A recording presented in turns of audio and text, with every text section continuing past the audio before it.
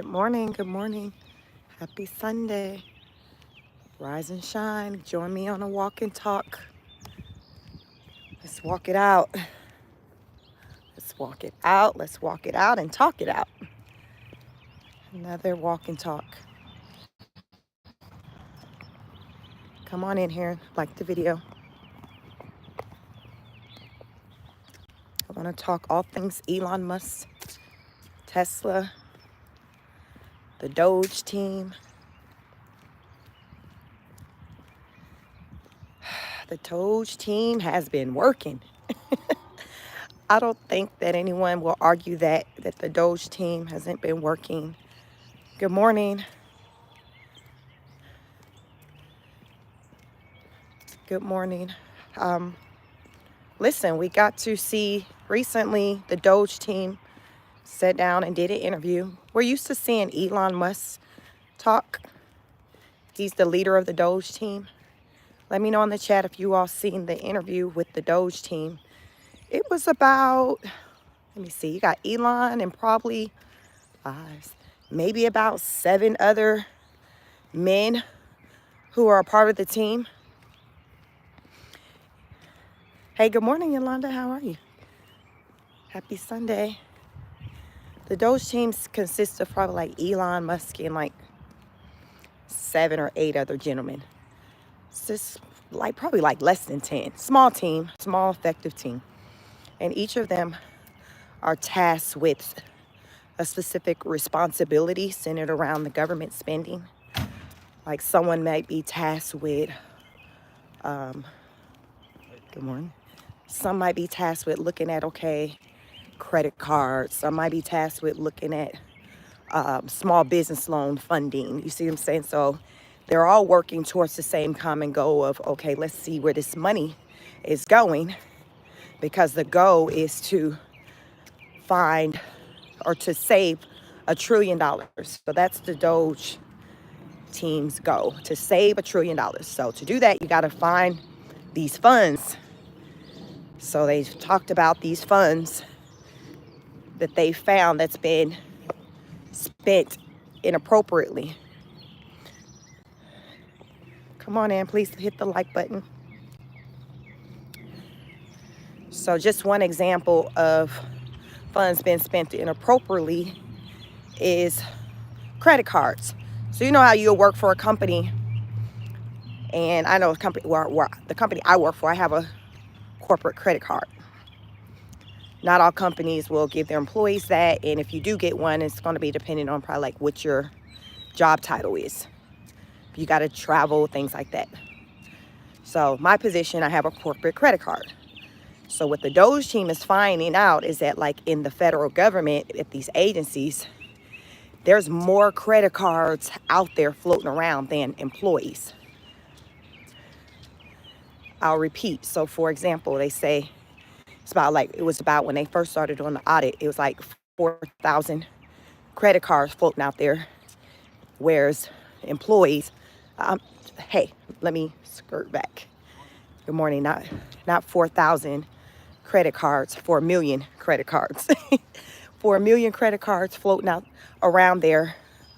Whereas when it comes to the staff, I don't know if he said maybe it was like 400,000. I don't know. It's like way less than 1 million staffers, but you have 4 million credit cards.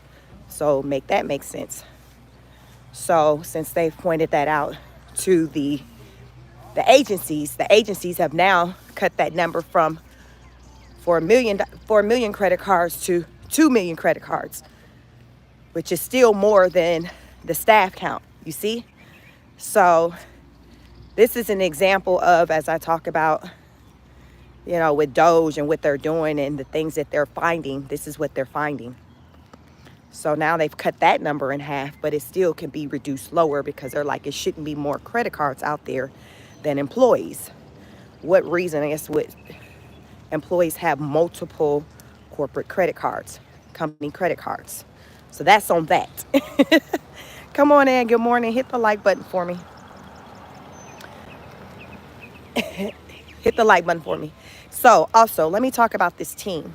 This Doge team consists of like basically rich white man. It was probably like one man who didn't look white. I don't know what he could have been, but just rich men who have businesses, made their money, and could afford to just take a break from running their companies to come and, good morning, to come and help the government. So one guy said he's from Texas, or he lives in Texas, and he has 5 businesses he run there. But his wife gave him the blessing, was like, yes, go honey, go out there and work and, help save the country. So I'm just telling you that background is giving you an idea of what type of people are a part of Doge that are looking at the data. So these are basically rich professional men who are deep diving into the the finances of the government, doing this audit. So just think about like any company you work for, your company has an audit. A lot of times, we'll work in environments and you'll hear talks like, oh, they're about to do an audit. So you're running around trying to get your P's and Q's, making sure everything's Gucci's because they're about to do an audit. So just think of like our government, the USA, being a company, a business, and an audit taking place. So that's where we're at, where Trump, who's running the country, who's a businessman, he's like, hey, let's conduct an audit. So that's what's happening. Within this audit, there's someone who's responsible for looking at funds that come for pertaining to small business loans. So what they've noticed is that there are, how many loans? They said it's about 300 million, I think they said, of people getting small business loans who on record is showing that they're under the age of 11. So what's happening is that people are getting these. So you remember maybe during the pandemic when you were able to get like the PPP loans, apply, it's supposed to be loans going towards your business and things like that. It'll ask you very kind of basic information.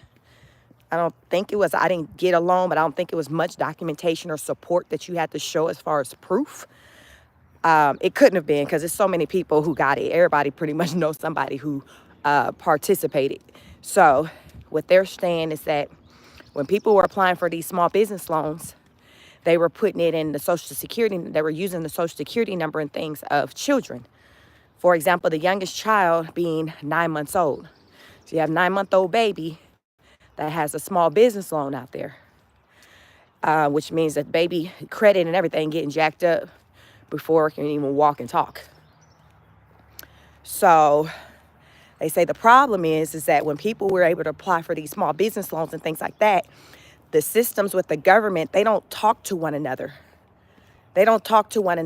So if someone's applying for the small business loan and they're entering a Social Security number, it's not talking to another department where it can confirm what the birthday is for that associated with that Social Security number, for them to be able to like, oh, red flag, this is a child, this is a baby. You see what I'm saying? Does that make sense? The systems, they say they don't talk to each other. So because of that, that's why you got all these people out here. Let's just say when we talked about people collecting Social Security and things, and they said some people in the age of like 150, like some crazy number. They said, Elon said the oldest person is on record is 114 years old. So you shouldn't have funds out there going to someone who's 115 and above, but you do. There's a lot of funds going out to people who are basically well over 100, more than the number of people who are actually on record as being, that's still living, still in the physical with us. There's far more money going out to people in that age group than really was justifiable, which is giving fraud. It's giving fraud. So these are the things they're looking at, because they're like, Elon, like, well, hell, if there's somebody out here running around that's 115 years old, they need to be in the Guinness Book of World Records, because right now, the oldest person we got on record is 114. I don't know who that is. Y'all let me know if y'all in my chat and y'all that person. Happy birthday. But the oldest person on record in the U.S. is 114. So that's something that they're looking at. How, Sway? How? So they've been looking into that.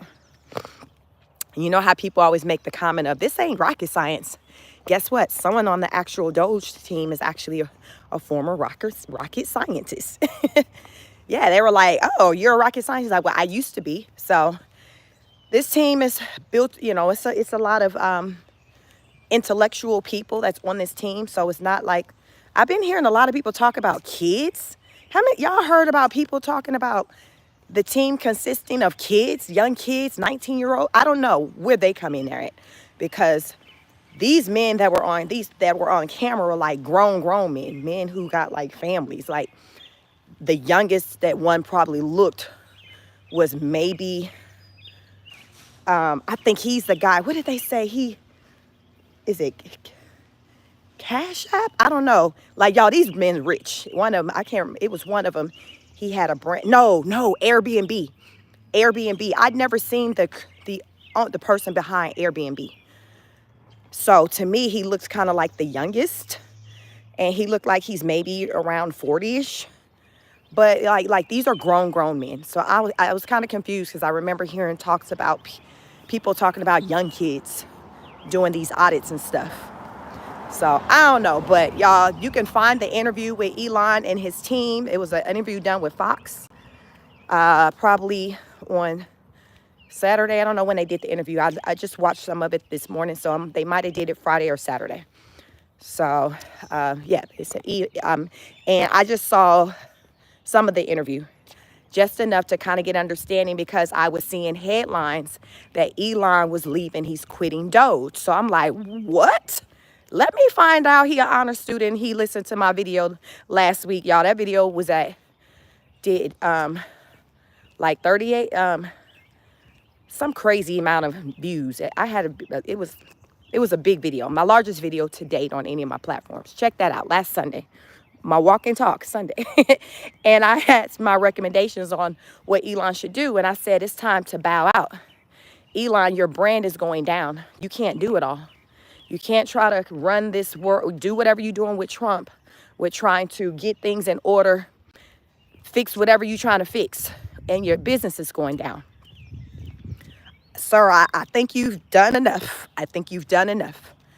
And I'm not saying that in a bad way. I'm just saying, hey, you've done enough. It's time for you to go home and handle your business.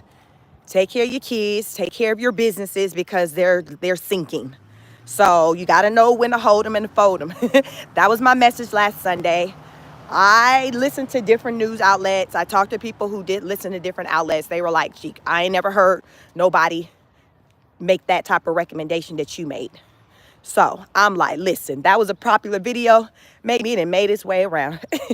But nonetheless, Elon has said, listen, I'm about to, really, this shouldn't take more than 130 days. And 130 days puts him to May. 130 days, so I don't know what exactly day in May, but he just said May. So he said, listen, our goal is to shave off, good morning. Our goal is to shave off $1 trillion off of the debt, the national debt. And I feel like this team should be able to do that within that time frame. So I'm going to start getting into the comments. Just want to get that out there. Welcome. Good morning, you all. Please hit the like button. It's 121 of you in here, 7 likes. Hit the like button. Feel free to send a super chat. Put some color in the chat if you have a comment that you want me to see, because it can get crazy in the comments with thousands of people coming through and talking they talk, because that's what we do over here on Chic Speaks on It. Good morning. Good morning. So that's on that. Let me know your thoughts also as you come on in here. Are you here for Elon bowing out? Do you feel like, yeah, it's time for you to take it on back to the house? Are you like, no, we need you around as long as Trump is in office? Because listen, Linda, listen, we need for you to continue to regulate and make sure that, make sure that these agencies are still on the up and up when it comes to the spending. So you all let me know that in the comments.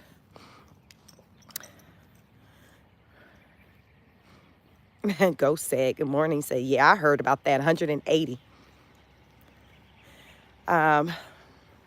Two Bless says, there was time 180 years ago of getting a check. Sammy said, both of my parents passed away while collecting Social Security, and it was cut off immediately. So also, let me add this, what I'm hearing too when it comes to the Social Security, which is some people are saying justifying why, say, people are being on record showing that they're still collecting a check and they're no longer with us in the physical form. Well, what I'm hearing is that some of these, okay, so from my understanding with the way the Social Security work here in the USA is, if your parent collected Social Security or whatever, they died. And okay, let me take this back. If your parent was eligible for Social Security and you're a minor, so you're a minor, the child's a minor, parent was eligible for Social Security and they passed away, that child is able to draw on, collect that Social Security of that deceased parent. So with that being said, there are people saying that that's the justification as to why we're seeing, like, say you might see someone's name on record and it's saying they 165 and still collecting a check. From my understanding, it's still attached to that deceased person, but even though that check is still being sent out, it's going to their child who's still alive. So on record, it's like, it looked like William Smith is 180 years old and still collecting a check, whereas it's William Smith's offspring that's collecting his check. Y'all see what I'm saying? That makes sense. So that's what's told to me as to the rationale behind a lot of these numbers where we're seeing that someone really old on record is collecting a check. Now, I don't know how they got it in the system to why it's not clear on, okay, William Smith has surviving offsprings that are collecting this check, who is Sarah Smith, Jane Smith. You see what I'm saying? So therefore, it's not confusion. It makes sense as to why William Smith's name is still attached to this check that's still going out every month. Apparently, somehow in the audit, that information wasn't being captured. So all they saw was, oh, snap, it's showing William Smith still collecting a check and he's not here. But the other piece wasn't being captured as to, okay, who is associated with him that's able to lawfully draw his Social Security check. So that's what I'm understanding. I'm 44, so I haven't had to deal with, Social Security like that, with collecting funds for myself or for anyone that's deceased, parent. So I don't know. Those of you who are familiar with Social Security, how that works, please put that in the comments. Does that make sense? Are there any people in this chat who are collecting a check from someone who is no longer here with us? Do you know someone who's collecting a check for someone who's no longer here with us? Because I do know it is a thing where a child can still kind of collect on a deceased parent's Social Security check. I do know that is a thing. That's not fraud. Like, that's a whole thing. I don't know how that works as far as in the background in the system, but remember, the Doge team talked about that the problem is a lot of these systems, they don't talk to one another.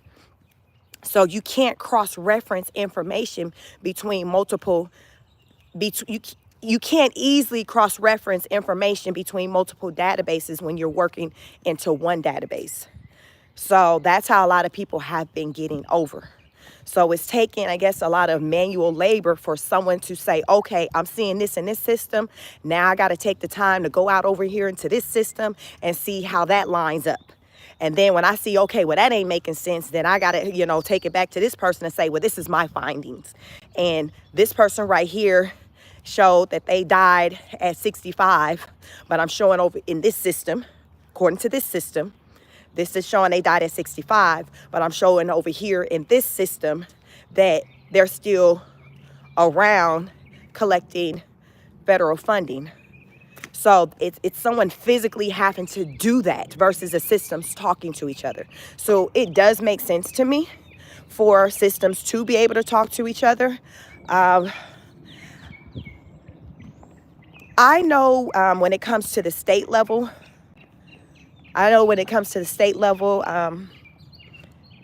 there are systems that work together to where, like, I know just from my own personal life and experiences where, like, say on the state level, if you're wanting to apply for resources such as like EBT, unemployment, and things like that.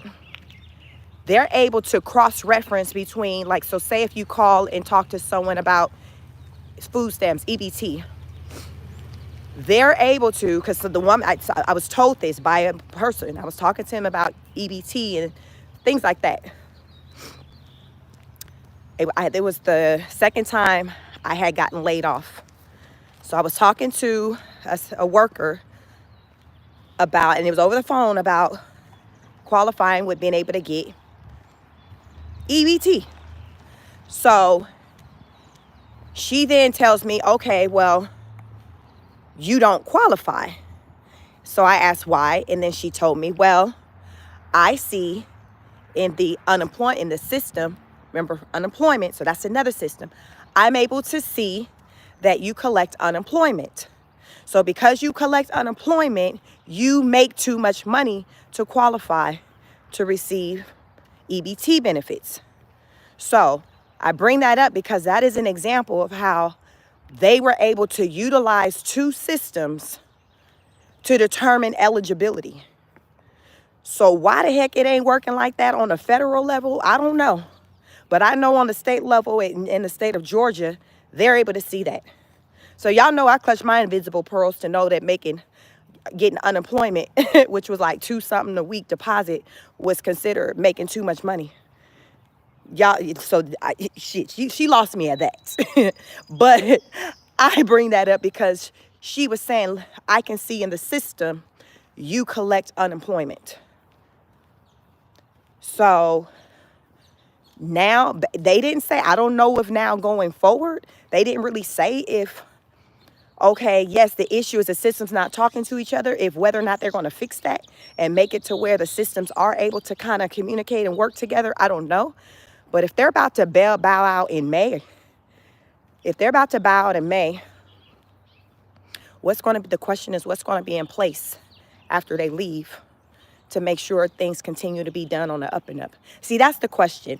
And I really want to know, was the plan really to bow out so soon? Or is Elon wanting to bow out so soon because his brand is taking a hit?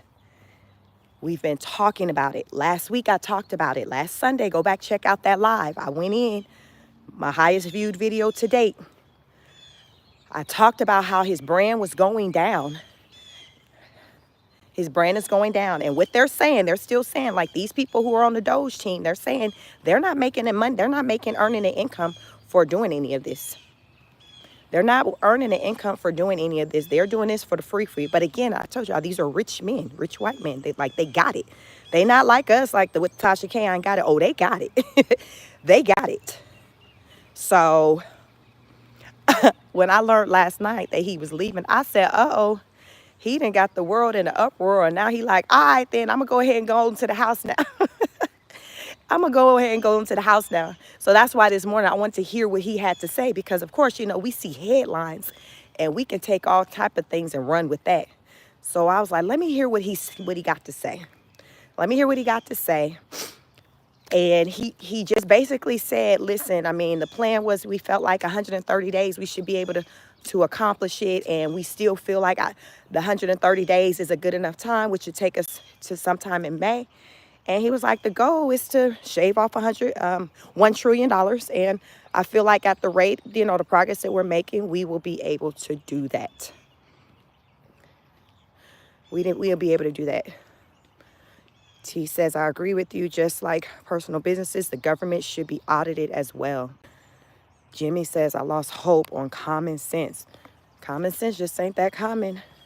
Rasta said, when the last time the laws were brought forward to hold people in power accountable rather than laws governing people. I like that because here it is. They're finding all of this fraudulent behavior, but we don't hear talks about like arrests or anything like that being made as a result of these findings. Really, the only time we've been hearing about arrests being made is if it's been centered around immigration. I mean, I'm just saying, when it's been centered around immigration, we've learned about arrests, people getting sent out to El Salvador. I'm here for the whole, you know, the immigration, how we listen. I'm here for that. But I do feel like it's only fair for these people who are caught with their hands in a cookie jar. That's what I call it. When you're caught doing fraudulent things, I do feel like these people need to be dealt with in a legal way. Because remember, we did the bailout, what was that, 2008, when the government bailed out all these crooked business people, CEOs who were just doing just fraudulent stuff. And I think that was under Obama's. I think that was under the Obama era, probably that first. Yeah, I think because he got into office about 2008. So they bailed out all those businesses, gave them millions of dollars. Basically, it's like they was able to get a clean slate to start all over, and it wasn't any consequences. So I do agree with you, Rasta Alien, that what good is it doing is for us to call out the behavior and say, hey, this is happening, and then it's just that, and nothing's been done with that. That don't happen with us regular people. That's not happening with these people who are being caught up with the PPP loans. These people going to jail. They're still making arrests for people who got fraudulent PPP loans. They're arresting people still today. I've talked about it.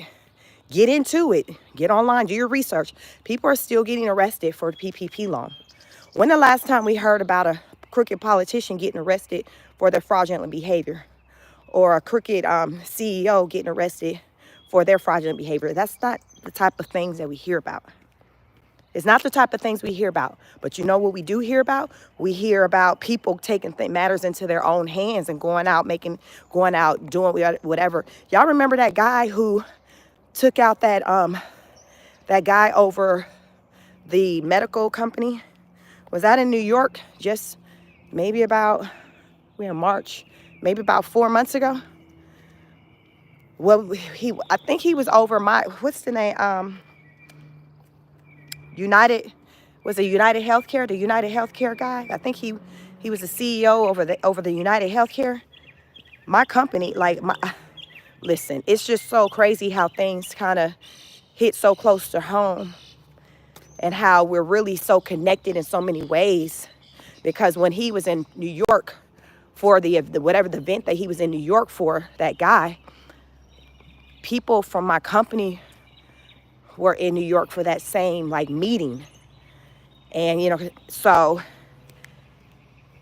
that's an example of when I say how some people are so over a lot of the stuff that these rich people do, to where they're they just take matters into their own hands. Now, I'm not for taking matters in your own hands, but I'm saying this is what happens. It leaves this idea open to a lot of people to just say, well, forget it, I'm going to handle it myself, because they feel like they're being ignored and they're looked at as little people or ants in the world, and no one's paying attention to what their grievances are, what their challenges are, how someone may be taking advantage of them because they bottom line don't look like the bottom line of that CEO. Money talks. And the craziest thing, I'd never seen anything like this, you all, is when I was in the comments of videos that would, like the news videos and things that would talk about that CEO and, him passing away. I'm going to tell you what I wasn't seeing in the comments. RIP to that man and his family. I wasn't seeing that in the comments. I wasn't seeing that in the comments. You all, I'd never experienced seeing nothing like that, where someone loses their life and the comments are flooded with people just basically here for what happened. I'm like, oh my God, legit. I just wasn't ready. But at the same time, I understand why people were feeling the way they were feeling and not being sympathetic over the situation. But it was still sad and disheartening because somebody lost their life over something that they shouldn't have. It just didn't make sense. It didn't make sense to me. It still doesn't make sense to me. But I get it when people just lose it. Just go off the cliff. I get it. Remember, those of you who may be new to my channel, welcome. My name is Sheik. My background is clinical mental health counseling, So I talk about a lot of things. Some of you may come into my live and be like, well, what she's talking about, because it'll be titled something centered on politics, but I may be talking about something centered on mental health. I tie it together because ain't no way that all the stuff that's going on right now is not going to impact a person in some type of way, psychologically, emotionally. So as I talk about the things that are going on in this world, I also hit on the psychological impact as well on the people, because this is a lot. This is a lot that we are dealing with, and I get it. I get it. That's why I'm saying people who take matters into their own hands, these are people to where they are so tapped out and they have lost their way. Mental health is just gone. It's just gone. But here's the thing, a lot of times for people who struggle with mental health, there were things that transpired in their life that got them there. You got a lot of people who were born with mental health conditions, but then you got a lot of people who, from life experiences, developed mental health conditions, because not all mental health conditions you're born with. There are some where you can, they can be onset as a result of something traumatic happening to you. It's not all in the DNA. It's not. It's not.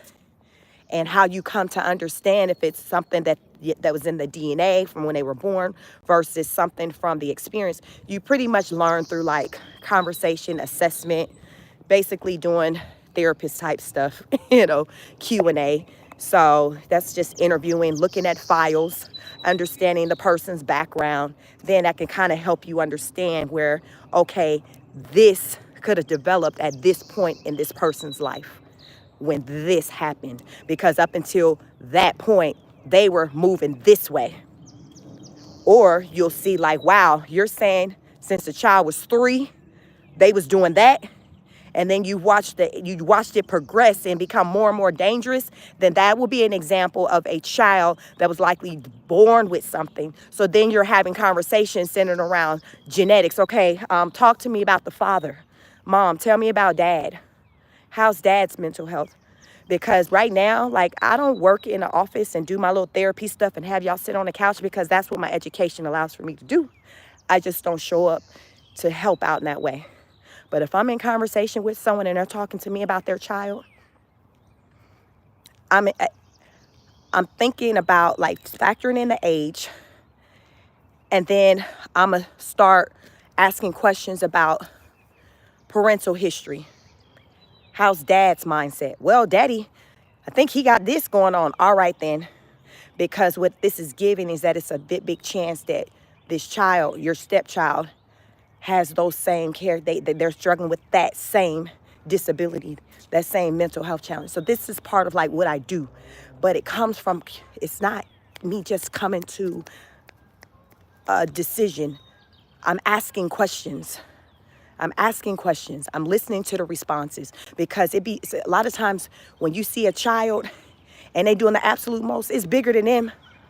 It's bigger than them. What I mean by that is that this child is a product of somebody created this child. So I can't just skirt over mama and daddy. I got to ask questions. Okay, well, what's going on with dad? What's going on with mom? Because that helps me to understand how we got here. Because if daddy got that same struggle, mama got that same struggle, it's very likely that this child was born with something, with whatever that they're showing. It's very possible. So it's Q&A. So people a lot of times ask and want to know how I get to where I get with forming opinions about things. That's part of the background on that. Just knowing the questions to ask. I went to school for this stuff. Plus, it started out being natural for me to read people. I always say my favorite subject is people. I can read people very well. So that's what I do. This issue that's going on right now in the world with the politics, it's having an impact on people, majority of the people, including Elon. I said on my live last week, I can tell and look at Elon and tell that he's stressed. He's trying to do these audits for Doge while his company is taking a hit. I'm in Georgia, Metro Atlanta. I heard yesterday they had like some at one of his Tesla dealerships around Atlanta.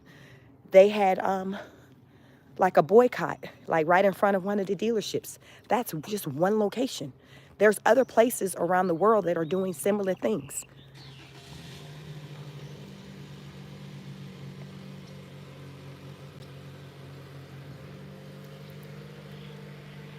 It's a rare thing. Good morning. Please like the video. I'm trying to get through some of these comments. Jimmy just says, come on, some people are was 2 years old sisters. Which of the offsprings is collecting the check? Paul says they can only collect till 18. Okay, so thank you all for that information, because I'd wondered if it was something sent around, okay, a certain amount of time that you can collect to. So these are the things that are coming up in conversations centered around these audits. But as I was saying, I do not feel like Elon is in a good headspace, rightfully so. But the part that baffles me is the surprise of how people are responding to him as a result of what he's doing, whether he's feel like it's just or not. That's just not even the point. I'm not really sitting in on the idea of him feeling like it's just or not of what he's doing. My thing is that when you know that you are about to embark on something that is going to impact the lives of people and likely piss them off, you cannot ignore the idea of the retaliation to your brand if you are someone who sells a product. He wasn't anonymous doing any of this work to where we knew that some things was taking place in the government, but we didn't know who was behind it. That wasn't the case. We always knew Elon was the face of it.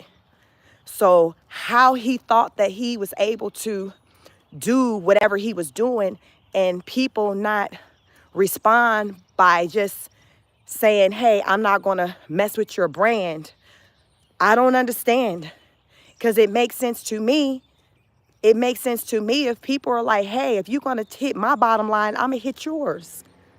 You going to hit my bottom line, I'm going to hit yours. And from a legal aspect, you know, as far as if people choose to not buy your products, that is not against the law. Now, what is against the law is the vandalism.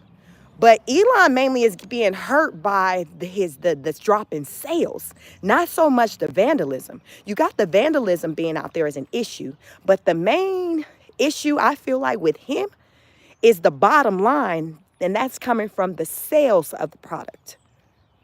You can't arrest somebody for that. Somebody not wanting to buy your product, that they're not doing anything illegal. They're just saying, hey, I don't want to F with you. I don't F with you or your product no more, period. So you get mad all you want to, but like, what you gonna do? Who gonna check me, boo? Who gonna check me, boo? Like, that's on that. That's all you got. So for him to think that, okay, I can go in, do these audits, make the decision on who I feel should remain gainfully employed versus not. Good morning. With the federal government, okay, well, the people can make the decision on whether or not if they want to buy your vehicle. Because guess what? Now they on that, I ain't got it. When I had a job, maybe I had it and I can buy your vehicle. But I ain't got no job no more, so I can't even afford to buy your vehicle, sir. You see? Hold on, y'all. I'm going to put my phone down to come out this hoodie because I've gotten hot. Hold on. Y'all, come on in here. Double tap the screen. Like the video. We just talking. Happy Sunday. Happy Sunday. Now I'm doing a walk and talk. Get my little exercise in. Listen, I got to get it in. You should be getting yours in, too. It's a beautiful day in the neighborhood. So like the video. Hold on. I'll be right back.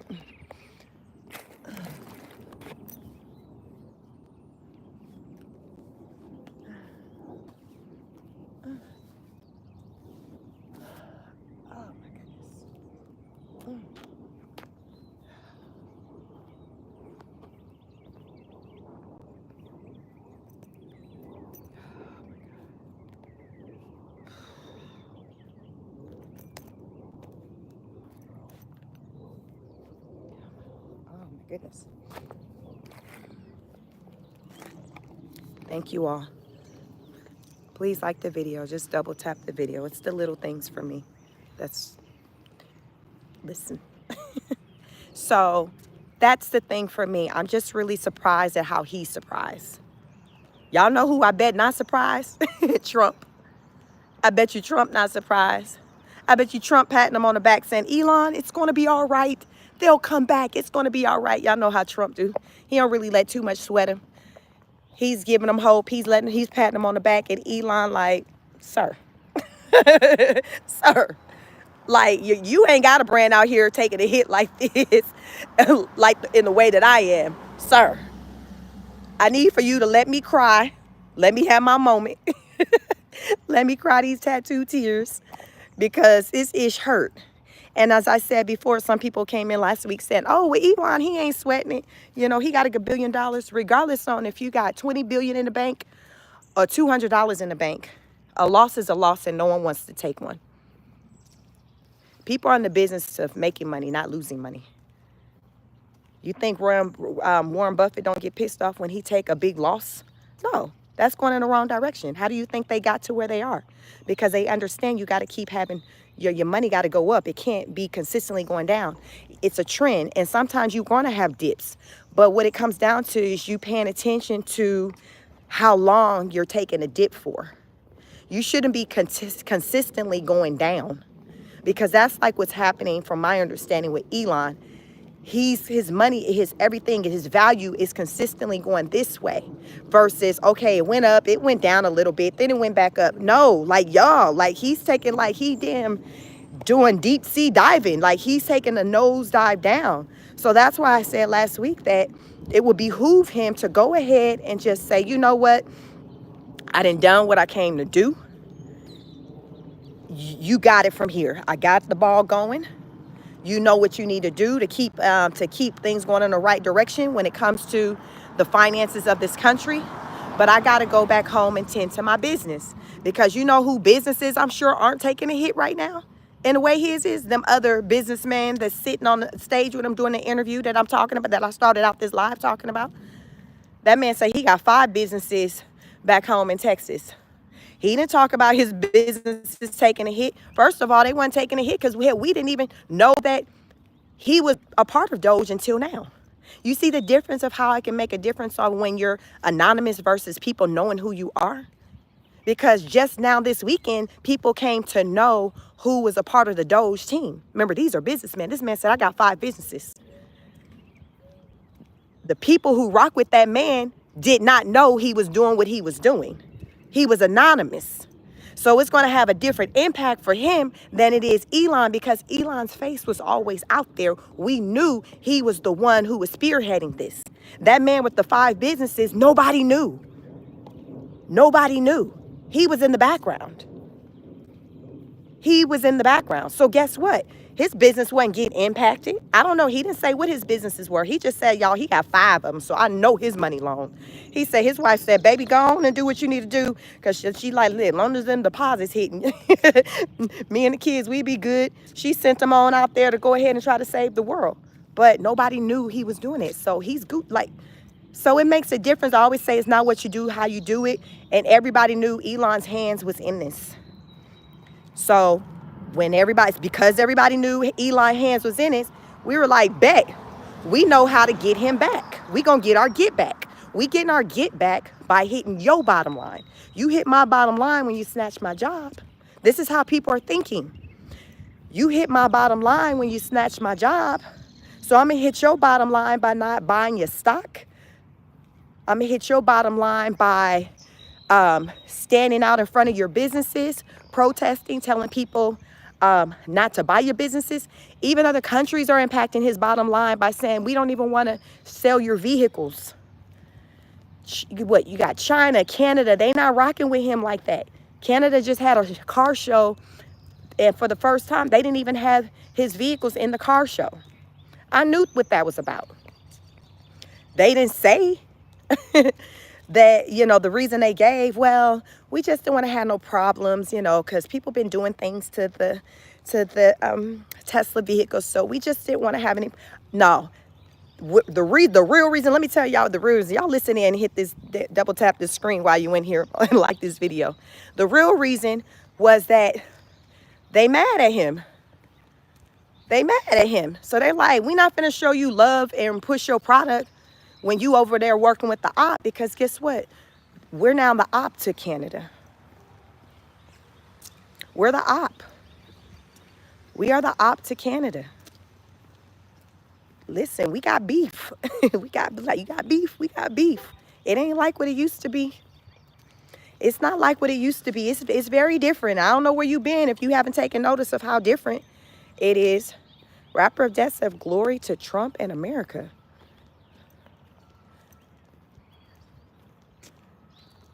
Jeff said they are supposed to calculate your rent and allow bills first, then decide. Wow. Like, we got beef, so now, so them Canadians like, okay, I'm going to deal with you just like I'm dealing with the USA and Trump. Like, you can get this work too. See, here's the thing.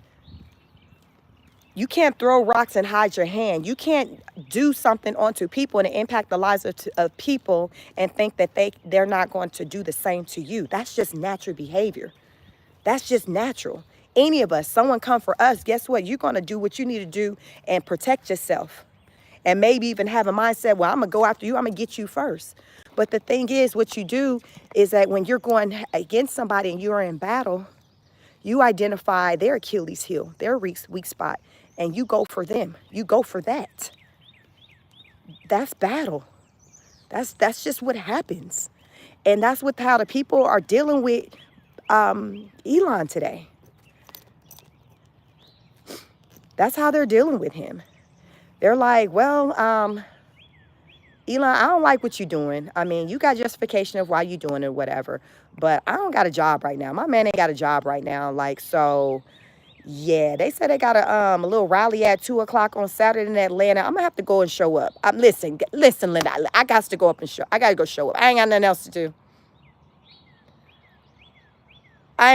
do. I'm going to that rally, and I'm going to bring my people. I'm going to bring my kids. And we finna talk about why your brand suck. I mean, that's all I can do. Because with anyone, the way you get their attention is what? Hitting them in the pockets, right? That's just with anybody. Like, that's natural. You hit somebody in the pockets, you're going to get their attention. Oh, the people have had Elon's attention for a little minute now. That man been shook it. He been stressed. And that last week, I said, y'all, Elon, I did not see that man lasting past 2025 at the rate that his company was going. Like, I wasn't expecting a week later to see an announcement with him talking about when he was raising up out of there. But I said, oh, my. Because I surely made the recommendation that he raise up out of there if he's trying to salvage his business. And quiet as it kept, it may not ever get back to where it was as far as with how it performed. Y'all let me know in this chat. Do you think the Tesla brand could ever get back to the top where it was? Do you think Elon will remain for another couple of years in that top position for the richest person in the world? Like, y'all let me know, because he's taking a big hit financially. He's taking a big hit. Ice cream said they should rest for fried. I agree. Angel says, Sheik, I know you moved on to a new topic, and I love that your channel is thriving, but I just think it's funny now getting more views than YouTubers with 1 million subscribers. I love it. Thank you so much. You know, I just hit 1,000. So remember I said last Sunday was my biggest video ever. And it was like, I don't know, y'all, some crazy number, 20-some thousand, 30-something. I don't know, some crazy. And that was before I was even at 1,000 subscribers. So I started hitting 1,000 views with less than 1,000 subscribers. And I'm going to let y'all know, like, what I really think this is about. Because I've sat and thought about it, and I'm like, wow, like, I only got 600-700 subscribers, and I got like 30,000 views. Like, what's the deep? Like, I'm the type, I try to understand. And you know, it's really centered around me talking real talk-ish that people care about. I used to cover a lot of, like, I would talk about celebrity gossip. I would react to other content creators' things. I would do that. If y'all are day one, y'all know what my content was about. But as of late this year, you all, it's hard for me to even bring myself to even get engaged into what's going on with these celebrities. Why? Because the ish that we got going on and the ish that the rich got going on and the famous folks got going on, to me, is no comparison. I can't be worried about what that going on with Offset and Cardi B And how he done cheated on her for the 50th time. Listen, I can't do it. Folks trying to put food on the table. Folks trying to keep a job, put a roof over their head, take care of their kids. I can't be worried about Kanye spazzing out again. I can't. I just can't do it. So the difference between me and a lot of other content creators is that I've switched gears and decided to talk about some real ish that makes a difference for people. That's why people tap in, because it's ish that's impacting their lives. This is real stuff. That celebrity gossip stuff, people can't even focus on that no more because we got all this other ish that's going on. This is this type of stuff that's going up and down my timeline. Not the Hollywood stuff, it's this stuff. So at one point, you all, I'm going to be transparent with you. I had been told for a while, even last year, to talk about these type of things, politics, things like this, because I've always had an opinion, but I just didn't want to. And the reason why I didn't want to is because I didn't want to ruffle any feathers of, in particular, the following that I had. Because I understood what my demographics was. And most of my demographics was primarily people that look like me. And you all know that people look like me. You know how we primarily roll, who we primarily vote for. Y'all know all of that. And as a smaller content creator, I did not want to take a hit. And mind you, so you all, this is my second channel. I have another channel that's larger than this, and it's been monetized. I started that channel in 2020. So that was where I would be. I started this channel in like September. This channel is now probably going to surpass the other channel because I'm always on this channel. But on my other channel, I did not want to ruffle any feathers because I knew what the demographics I knew what my demographics was. So I said, you know what? I'm not going to do that. I'm not going to touch that. I'm going to stay away from politics. Fast forward to 2025. I'm like, okay, I have my second channel. What do I want to do with this channel? And at that time, when I was having these thoughts, wondering, okay, what do I want to do with this channel? All this ish was popping off. Again, I had opinions. And then one day it hit me, Car Chronicles. That's when that was born. I said, okay, I got to drive into the office tomorrow. That's a long, like, y'all, my commute be like an hour and a half. Listen, it'd be a ride. So I said, I'll start the series on Car Chronicles. And in Car Chronicles, I'll just express myself and just talk my talk and say how I really feel.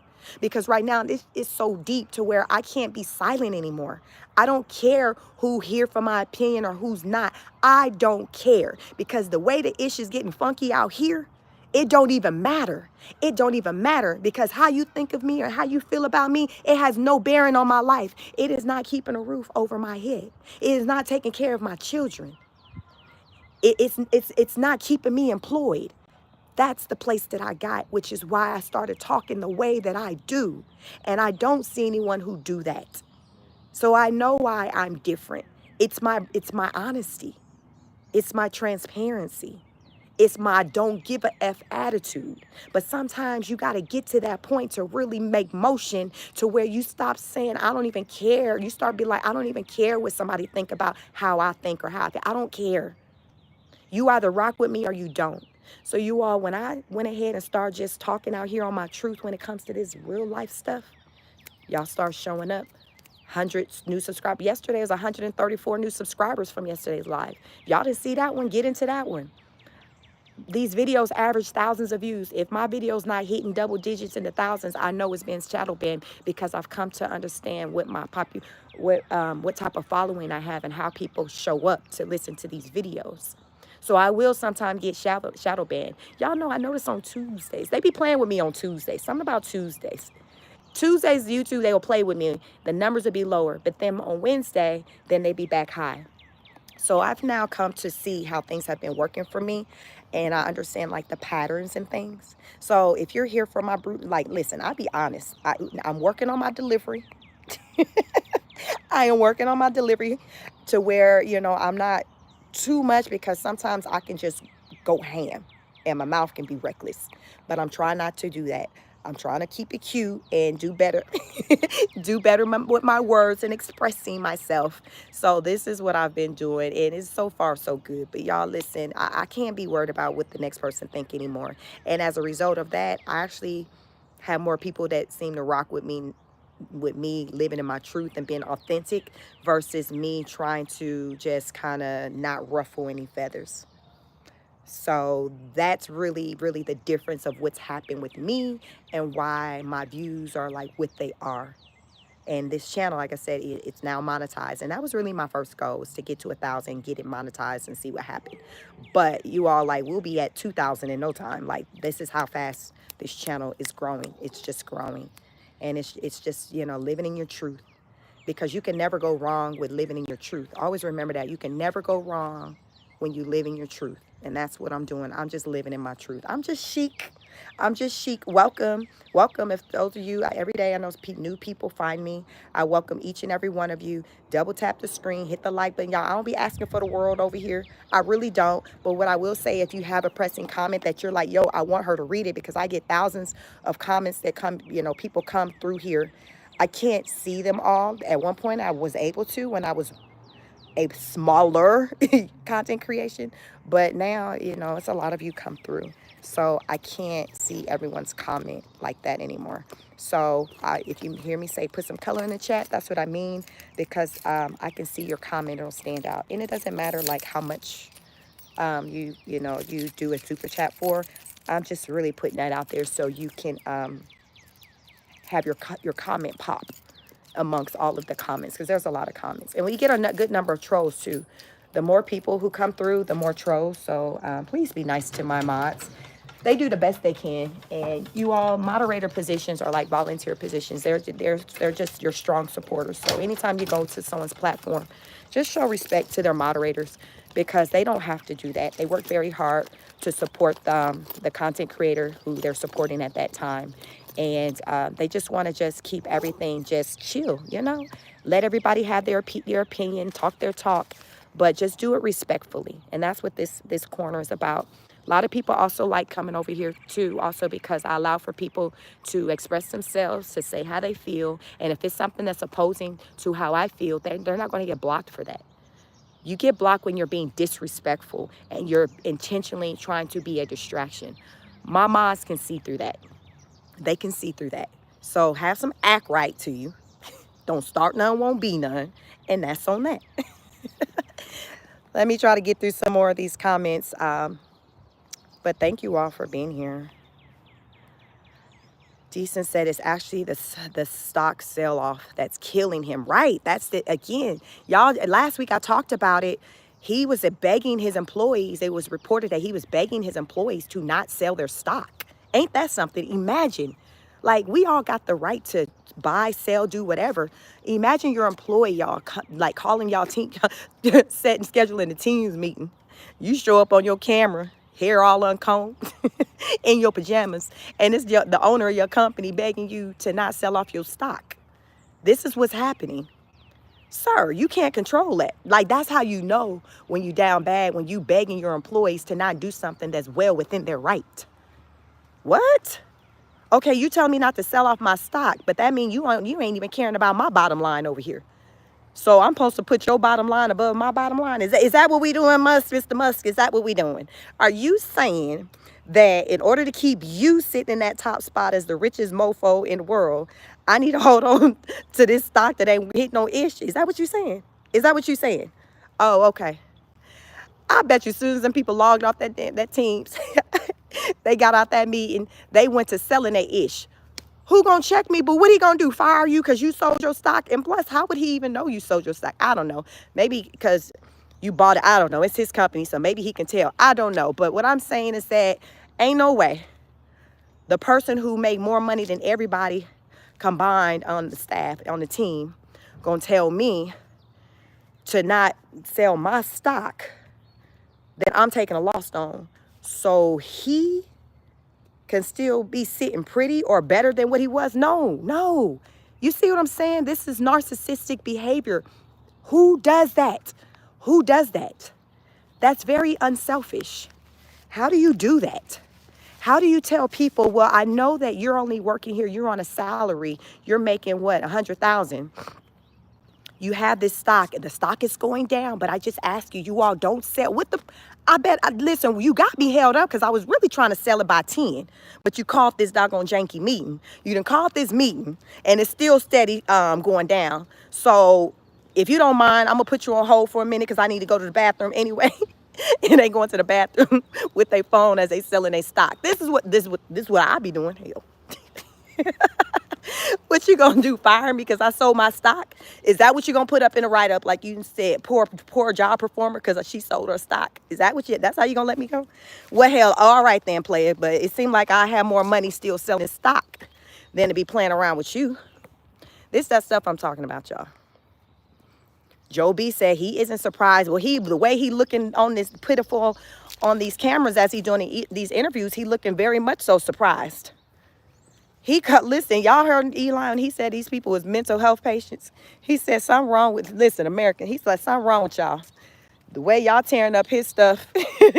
He said y'all some mental health patients. Y'all got mental illness or something. Elon said, Sheik, you ain't the only one that can be doing diagnoses. Because I know crazy too. And these folks crazy. Y'all gonna F around and have Elon going back to South Africa. I'm just saying. Elon saying, listen, these Americans, they different. These Americans are different. I might have to go on back and take it on back to South Africa because listen, I can't deal with this. Me and X gonna go ahead and have to roll out because hell, that's the only one you really see him with anyway. Me and X about to roll out and catch this flight, going back to South Africa for a minute, for a good 6 months. We going off the radar.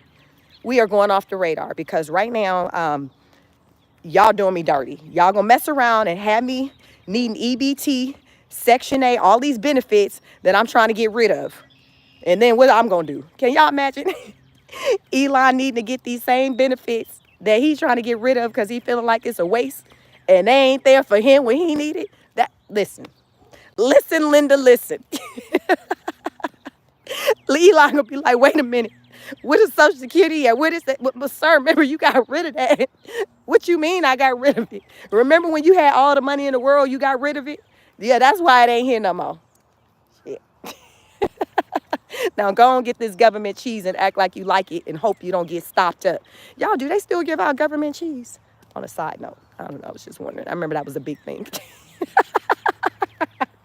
Y'all know little X gonna be cussing them out as they walking out, giving everybody the finger, wiping boogers on Trump desk and everything. Y'all know little X is a piece of work.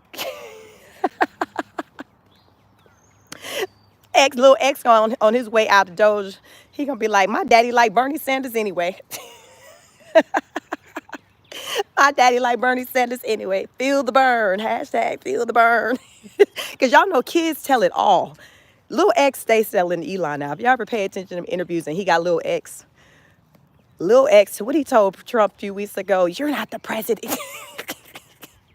My daddy the president. He one of them kids, you know them bad kids. He'd be like, you ain't my daddy. That's that Lil X. You ain't my daddy. You ain't my mama. He one of them. Cute as ever. I think he's such a cute little boy. But Lord, y'all know them be the ones. Them cute ones be the ones you got to watch out for. Y'all know how I be. Laura says, if boycott worked for a business in the South, watch how you spend your money. Good morning, Laura. Welcome, welcome. Welcome. Sean said, you snatched our tax money. M says, Elon is a champion. Get rid of the useless and expensive bureaucracy. Iraq said, you don't need a job. Go back to the basement. Jeff said, I love how everybody's after Elon for exposing all this fraudulent waste. And if you lost your job, you probably wasn't doing it. Have a great day. Ron says, I'm going to hit my upper line by going to work. Andrea says, I'm all about it, Mando. They should deport me back to Sweden or Ireland. It'd be stoked to get back to my roots. You know. So in my opinion, I feel like Elon's going through it. There's a reason why he's saying, you know what, we about to make this ish happen in 130 days. That's all I got. That equates to about Elon putting in his 30-day notice. When I thought about it, I'm like, okay, we about to get into April. So this man gave a 30-day notice. He like, listen here, Trump. This is my 30-day notice. I can't do this no more. Me and X about to roll up out of here. Don't worry about the walls, the walls, the handprints on the walls, the book. Listen, I'm I'm gonna go ahead and leave you a check to take care of the cleaning for this space that we occupied. But I got to go. I gotta go work on my business. I gotta try to salvage what I can from my business. So this is my 30 days notice. Don't it make sense? 30 days notice? Because we about to enter April and he's saying May. Sound like a 30-day notice to me. Because in business, a lot of times, especially people in high positions, they don't just leave overnight. If they're not forced out, they'll give some type of notice. So to me, I feel like he's given like a 30 days notice. And he said, hey, this is what we're trying to do. I feel like we should have it done by this time. But, I got to go. It's time to go. I'm not mad at him. I think it's the best decision. I think he came and did what he came to do. A lot of things were revealed. Trump and his team will have to take it from here and try to maintain, try not to let things revert back to the way they were as far as with the irresponsible spending and not looking at things or whatever. But I think it'll probably end up being better, for one, because they've already gotten rid of like a lot of people from a head count staff. So that's that on that. But even with the people who still will remain employed, someone's still going to have to pay attention and to be watchful for how the spending is, to not get back into the situation that we were in. You see what I'm saying? You got to keep it going. So Elon's like, yo, I came in here. Our team did the audit. We identified some things. We even outlined some best practices, some processes to put in place. So therefore, we can kind of get this under control. But Trump, it's going to be up to you to keep it going. I personally don't feel like, yes, Elon needs to remain there in Doge to just make sure stuff continues to go the right way. His job was to audit, to identify the problems, to implement solutions.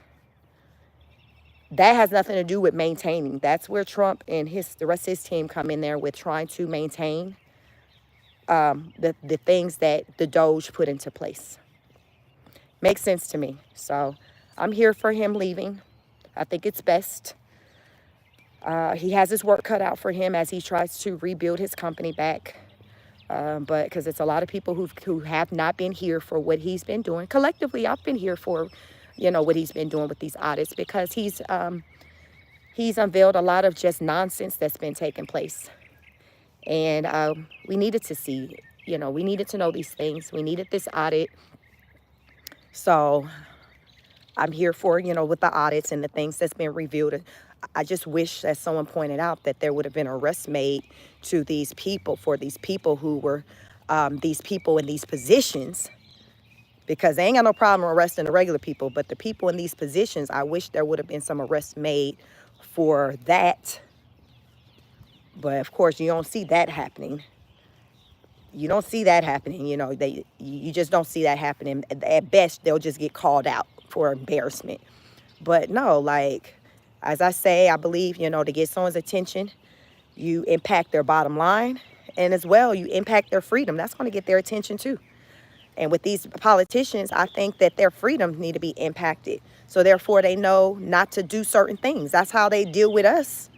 They impact our freedom. So why can't the rich politicians' freedom be impacted? I'm just saying, why can't it just be fair? What good does it do where, okay, the Doge team is revealing all of this craziness that's popping off at the hands of the government, but then nothing's been done to them? There's no reprimand. You just what? Okay, you're seeing, okay, underneath Biden's watch, he did this and that, but though you just leave it, put a pin in it. It's just okay, some of this stuff, this is against the law. This is fraud. Why can't they do time? Like David done time. Keisha, Lisa done time. Pam done time. Sharon done time for whatever they've done. Why can't these rich politicians do time for what they've done? I'm just saying, y'all, I come on here, I ask the tough questions. You want to know why a lot of people come through? Because I'm talking like this, and a lot of people aren't. I'm talking like this because one thing I say over here, we are the honor students. So anyone who subscribed to this channel, you become an honor student. Honor students, we're about elevating. We require people to come up to our level. We don't come down. And we ask questions, because I always say smart people ask questions, because that's the only way you know. You got to ask questions. You seek out answers. And it never stops. Wash, rinse, repeat. You keep doing it. You keep doing it. You're not led, you don't let somebody grab your hand and lead you into a direction because they say so. No, like you explore. Okay, why are we going this way? If it don't make sense, okay, well, I don't like that. Don't make sense to me. I got some questions. Make sure you understand. Don't be getting into some situations because somebody, your mama didn't told you to do it, your daddy didn't told you to, your sister, and then that's your reasoning at the end of the day when you down bad of why you did it. Guess what? People gonna be looking at you like you crazy because it's gonna be like, okay, that's why you did it. You didn't stop to explore. Did you even ask questions? So no, we ask questions over here. This is what we do over here as honor students. Talk your talk, ask your questions. I do my best to get through the comments, but it's a lot of craziness going on. A lot of stuff that don't make sense. I call it out. I talk about it. You all do the same, and we try to make sense of it. Elon, listen, it's been real. Do your thing, roll out, go handle your business, whatever that means for you.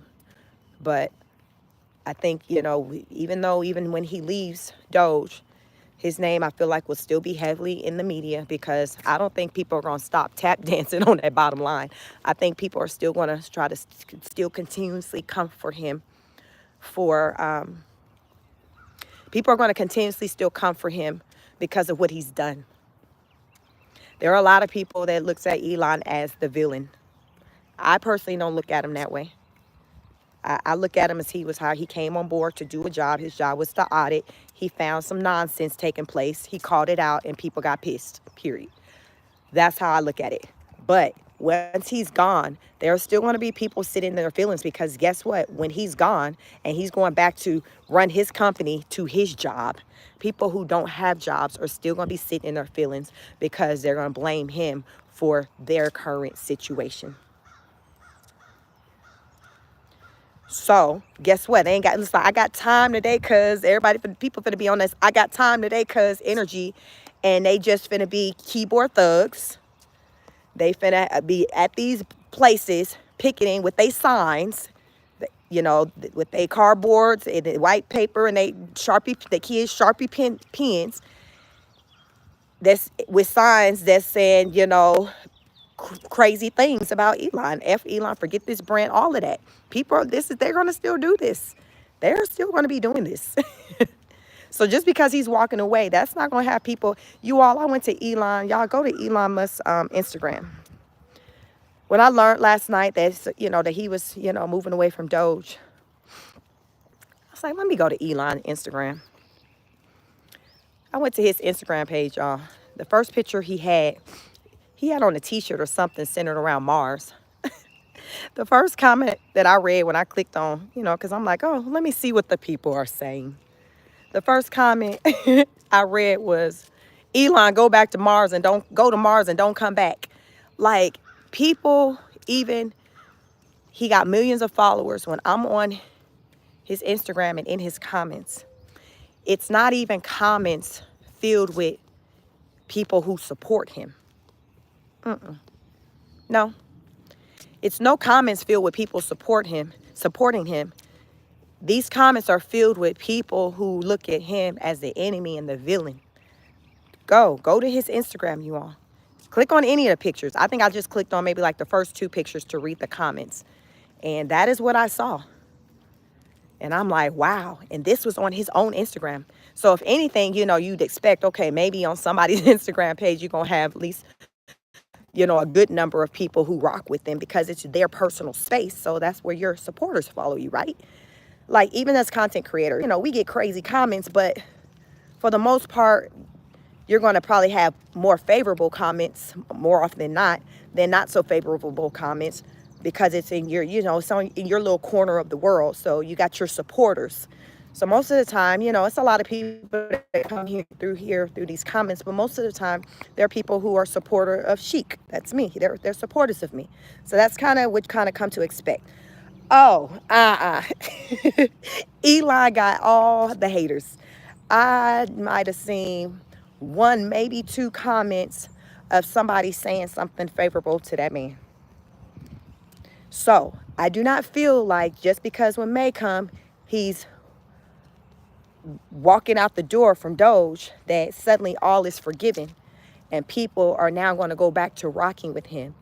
And I hope that he understands it's not going to be that way either. Because like I said, I clearly believe that he didn't think it through and think that him coming to work for the government and doing what he was doing, that it was going to impact his brand. To me, it's evident that he didn't think it was going to impact his brand. But now that he's leaving, I hope. So Elon, if you get this live make its way to you, don't be expecting that come May and by June that all is going to be forgiven and that you about to see your numbers and your stock go up because you left Doge. Because really the people, the way they'll look at it is that they'll look at it as though you set fire and then you left. You lit a match, threw it, sparked the flame, and then you left. So people like, just because you left, that don't mean that the fire wasn't still, there was no fire ignited. The fire was not going on. You lit the flame, you torched the building, and then you left. So he is still going to be dealing with the aftermath of that. His brand may not ever be what it ever was. Listen, it is what it is. Let me see what y'all say in the comments. It just may not be ever what it was.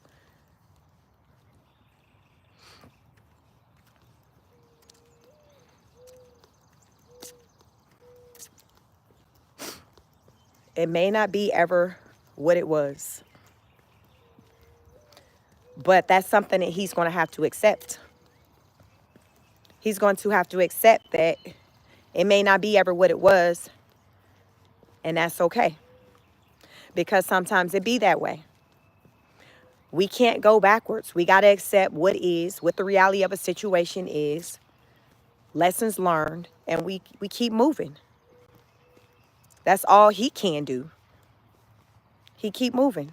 You just say, okay, well, I feel good about what it is that I did.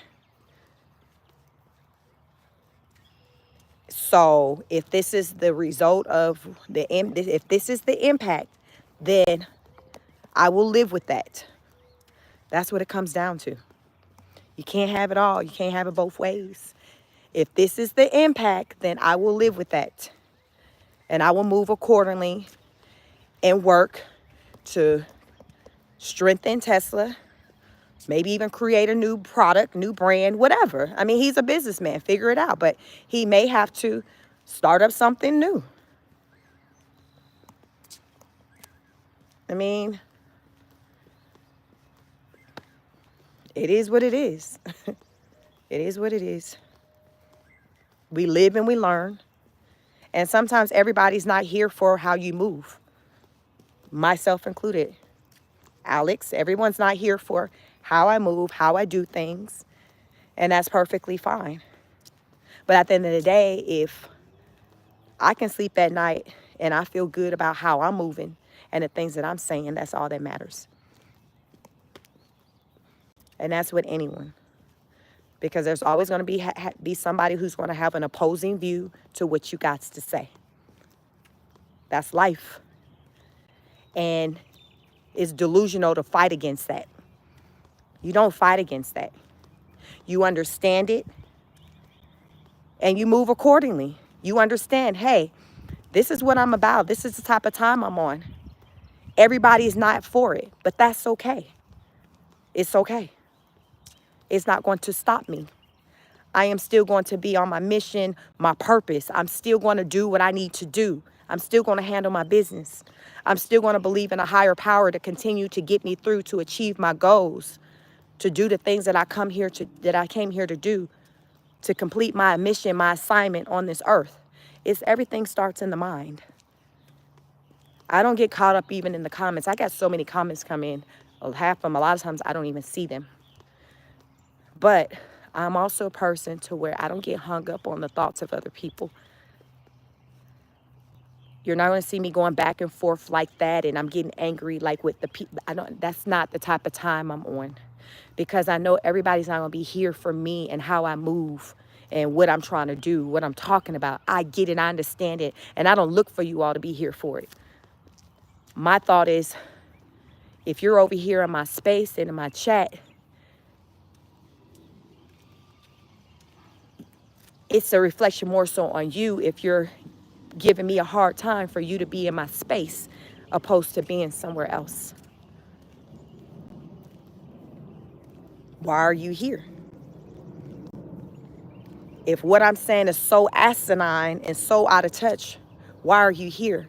Why aren't you someplace with somebody talking your talk? Because what they say, you find your tribe, right? You find your tribe. If I am not your tribe, why are you here? So again, it speaks more to you, that person, versus me. This is just my little small space on Beyonce's internet, Diddy's internet. This is just my small little space. I'm not in business of trying to change minds and make somebody do whatever. I come out here, come on the internet, talk my talk. And those of you who views align with mine, you hang around for a minute. You hang around for a minute. You might even subscribe. But that's a personal choice of yours. That's the personal choice of any of ours when we choose to show up in spaces, including Elon choosing to show up at the White House and help out and do the audit for the government. That was his personal decision. So therefore, he has to live with that, right? It's my personal decision to have this platform to talk the things that I talk. So I have to live with whatever comes out of it, good or bad. Good or bad. That's just life. I don't blame anybody. Hey, Brolena. Is that right, sheep? I don't agree with everything you say, but I listen. It's pointless to be on here typing insults. Thank you for that, Brolena. Again, it just speaks to you as a person and your ignorance to think that everybody's going to think the same. I never go into someone's space and be rude. Why am I doing that? If I don't like what the type of time they on, guess what? I don't go over there. And if I do show up to someone's space and I don't like the type of time they're on, I'm going to sit and listen quietly. I'm not going to get in their chat and be disruptive and be disrespectful. That's just not what I'm going to do. That speaks to your character. That's my character, which is also why my channel, my environment is what it is. Because it's my energy. I don't have that type of energy to be a nuisance to someone, to be mean, to be disrespectful. That's just not my energy. That's not the type of time I'm on. You're going to get a lot of lighthearted conversation. You know, I'll say some things, I'll laugh, I'll joke, whatever. But it's very warm and welcoming. It's a very balanced environment. I don't go hard one way or the other. I talk about the things I'm here for today when it comes to politics and the things I'm not. Like, that is my space is. That's what I created because it speaks to me, the essence of who I am as a person. So I'm here for Elon's decision to bow out in May. I think it's the best decision. Myself, like many people in the world, will be watching to see how things go for him. I will not be a contributor to impacting his brand. I will not be that, but I'll be on the sidelines watching. You know, of course, I'll be over here. I'll be talking about it. I'll see what happens. But basically, he has to live with the decisions that he's made, like the rest of us, regardless of how rich he is. Nobody's exempt from that. No one's exempt from that. Even if you're the richest person in the world, you're not exempt from having to deal with the impact of the decisions that you make. And that's what he's doing. He's living with the impact of the decisions that he's made. Decisions he made.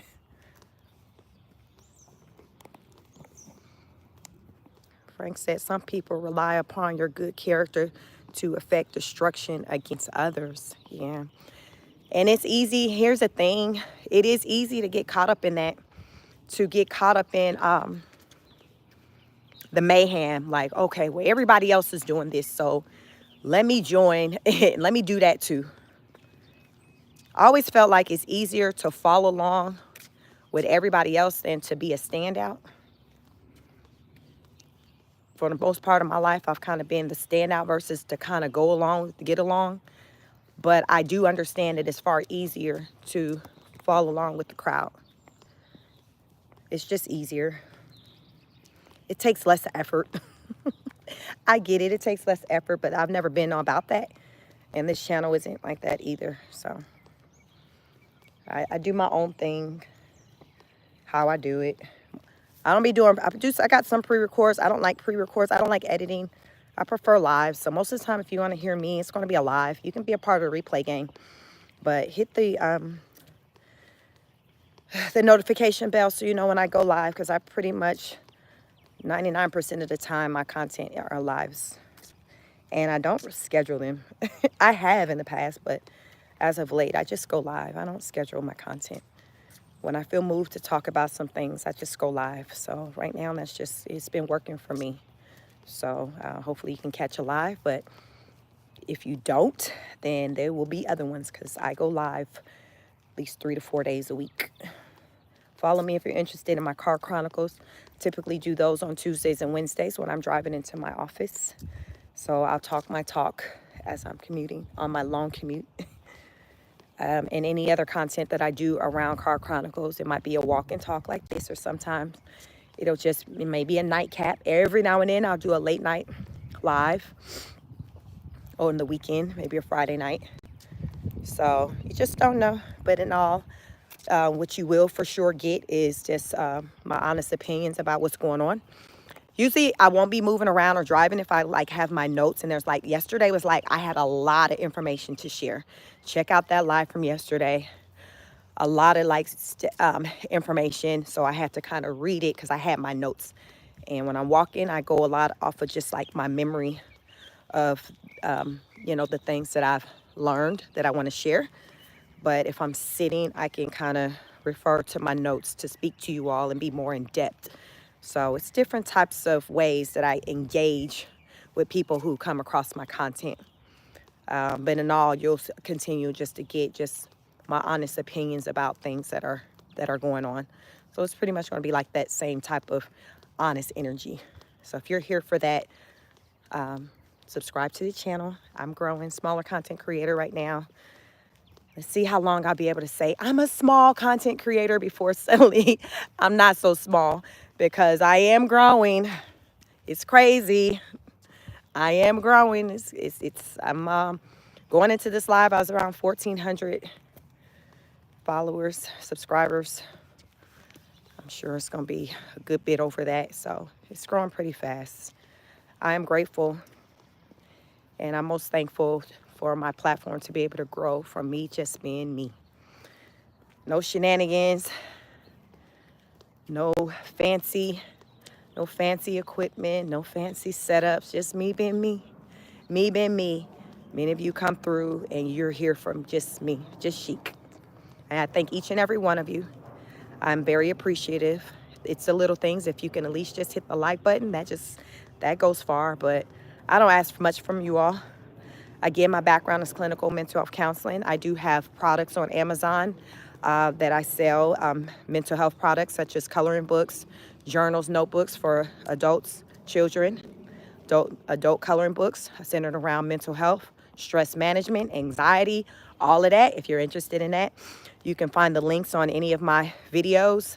After this live, I'll put the links in this description of this video, but you'll find the links on my community page, and on, I think, all my other videos. I've pretty much added the links, so you can find the links if you're interested in those, and they're sold on Amazon, and the prices range from $5.99 to $7.99. $5.99 to $7.99, and they're on Prime, so you'll get the products very quickly. But I enjoyed creating them, and it was centered around mental health, me wanting to do what I can to help with people to better manage their mental health, because there is a lot going on. It's a lot going on, and everybody don't have someone to talk to. That's the beauty of the internet. You can find your tribe on the internet. A lot of times people don't have supports in real life. They just don't. So they find someone maybe on the internet who they feel like they can connect to, who they can talk to. That's fine. Then you got some people to where, okay, they don't have that either, and it's just like, okay, we'll write it out. So that's why I created journals. Write your thoughts, emotions, and things out in the journal. You got to get it out. That's the thing. The moral of the story is you can't keep it in. You got to get it out. I love to talk, interact with people. I get a lot out of going live and talking.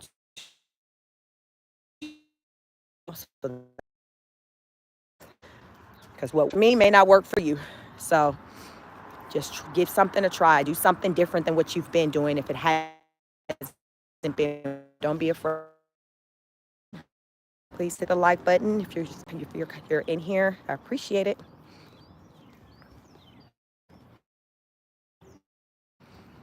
Laura says, embrace each year. Let aging be a superpower. Yes, it's a good thing to be here and aging, because that means you still got breath in your lungs and you still have another day to do something different, to try it again. So there's nothing wrong with aging. Take care of yourself. Uh, you can't control the part of aging if you're still here, with meaning getting older, but you do have control over what that looks like. Meaning, take care of yourself, exercise, walk, show up in the world in the way in which you want to show up. You do have control over that. Don't forget that. You have control over how you look. If you don't like how you look, do something about it. If your energy is off, do something about that too. We just got to put the work in. No one's exempt from that. I'm not exempt from that, and Elon's not exempt from that. Trump's not exempt from that. Biden's not exempt from. No one's exempt from that. Like, we all got to do the work. And we got to deal with the consequences of what it is that we put out. Period. Listen, it's not that deep. It's really not that deep. Like, it is like just that. It's like, it's that simple. You just got to put the work in. You got to put the work in. And that's what I do. I come out here as a content creator. I put the work in. And then I just look up at the how the awards from the work that I put in. That's just what I do, y'all. It's not that deep. I keep it simple. Someone once told me, Sheik, just put your head down and go to work. Don't worry about whatever the rest. Just put your head down and go to work. So that's my approach to life with anything I do. I put my head down and I go to work. And then I look up and I'm like, wow, Sometimes you look up and it's like, oh, you can see the wins from what you did. And sometimes you don't, but that's okay, because the wins don't often come overnight. They eventually come, but they don't come overnight. I've been at this content creation thing since 2020. And that's a long time. Since 2020, I've been a content creator. And last year, I got my other channel monetized. And this year, this second channel got monetized. Y'all, I said I've been doing it since 2020. That is a long time. That's a long time. So it wasn't nothing overnight. It was just putting the work in, figuring out what works. A combination of what works for me, a combination of what people want to see. And you just figure it out. And that's what it's about. So anyone who desire to do anything centered around content creation, just understand that it is trial and error, and the success and wins don't happen overnight. You have very few who that's the way it happened for them, but that is not the vast majority. You just got to continue to put the work in until you come to a place where you figure out what works, and then you keep doing that. That's all you can do. That's all you can do, and do that consistently. That's it. That is it. I did not figure this out overnight. Like, this is like, I did it. I've been at this for a long time. So stay at it. Dallas Lynn said Trump and Musk are the best. Laura says define best. Best is just you putting your all into something. You just not just doing it half, you're trying. Like, each of us know what our best is. When you put forth the energy into something. My best is not going to be your best or the next person's best. But I just say put a good amount of energy. Put your energy into it. Care. Put feeling and emotion into it. But anything you do. That's best. That's your best. None of your business, says Trump and Elon and JD turning this country around. Yeah, I can agree with that. I feel like that they're turning it around. It's definitely given. It's definitely not what it was before. I will say that. Matt Danny says the best egg prices the world has ever seen. Laura says best and good are not the same. Yeah, you can have good enough and then you have the best. Yeah, like we've made strides now. We have. Of course, the media mostly is going to talk about, the negative, but we've definitely made strides. So I'll talk about that over here. Like we're definitely not where we were. We're not where we were, especially when it comes to immigration. We're not where we were, and we definitely needed to be someplace different because what we were doing wasn't working, and that's why a lot of people did vote for Trump, because what we were doing wasn't working, and many people felt that way. That's how I felt, and people were here for something else, something different.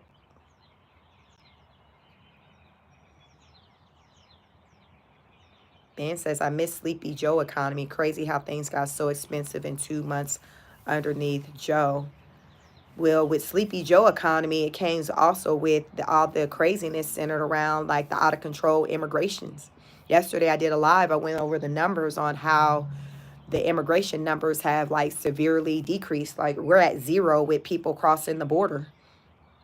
Like people not even getting past the border because we have like thousands of soldiers, military there at the border. We got about 10,000 on our side, and then the Mexico on their side got another. We got about 12,000 on our side. I think Mexico got about 10,000 on their side. No one's getting past the border. No one's getting past the border, and that was a big issue for us. Lord, you say you're losing weight, trying hard, continue, keep going. Arsenal says there is no like button on this video. If you double tap the screen, it should like the video for you. Just try double tapping the screen, you all. Kanaka Cooking says looking good. Thank you so much.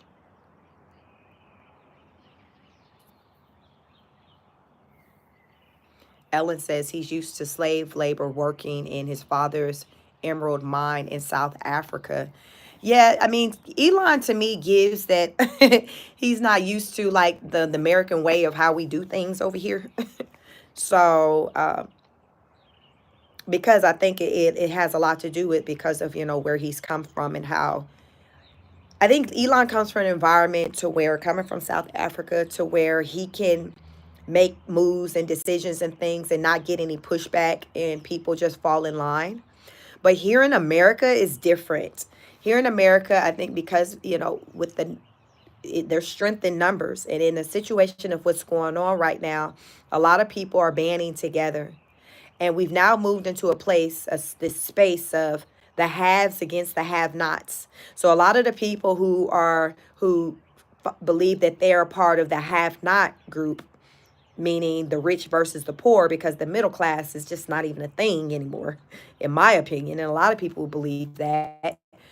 I think the people who aren't a part of the elite, who aren't rich, they're banding together and they're coming up with ideas as to how they can, with as a collective, they can come together to impact those who are in control, those who have the power. And that's, I feel like, is something different that Elon Musk is experiencing over here in the US that he didn't experience in South Africa. Because in South Africa, you didn't have as many people who were willing to come together to fight against one powerful person. Here, there's so many Americans who have come together to fight against one powerful person. And it even to take it beyond America, you got people just in other country who are saying, hey, Americans, we're going to do what we feeling a way too. So y'all out there boycotting, so all right, then we finna do the same thing over here too. You see how people are banding together in a way that we've never historically seen happen? Like people are doing, these are times where like I've never seen anything like it before. I've never seen these type of times like that where people have come together regardless of like ethnicity, the groups, like people are coming together. And it's unfortunate what what's the root of why people are coming together, because like people feel like they're just getting pounced on because of just being the little people. But on the flip side, the thing that I do find very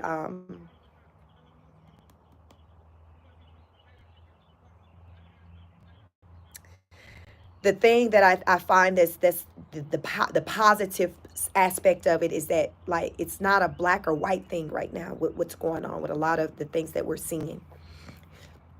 It's centered around economic class. Like I feel like for a long time it hasn't really been about black and white. It's been about social economic class. Again, the haves versus the have-nots. So because if you form an alliance with people based off of that, you're going to have a stronger army. Because if like me as a black person only lining up with other black people to fight a fight, that's going to be it's going to be a smaller army. It's smaller.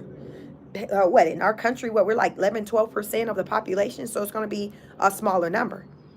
But if someone like me aligns myself with other people who identify as being in the same social economic class as me, just a working class citizen, that's going to be a bigger number, because it's not going to just be people who look like me. It's going to be whites, Asians, Hispanic. It's going to be people from all different cultural groups, people who are saying, hey, I rock with you, she. I have the same plight. I have the same struggle. Like, yes, let's band together. Because for a long time, you all, we always seen things being separated by race.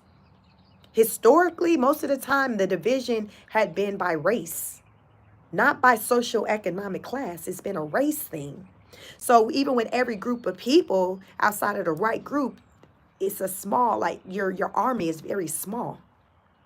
But now, since it's more so centered around the economic class, the army is huge.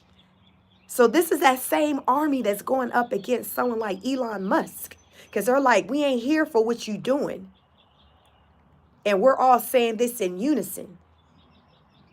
We're saying this together. And he's never experienced that before. He's like, what is this?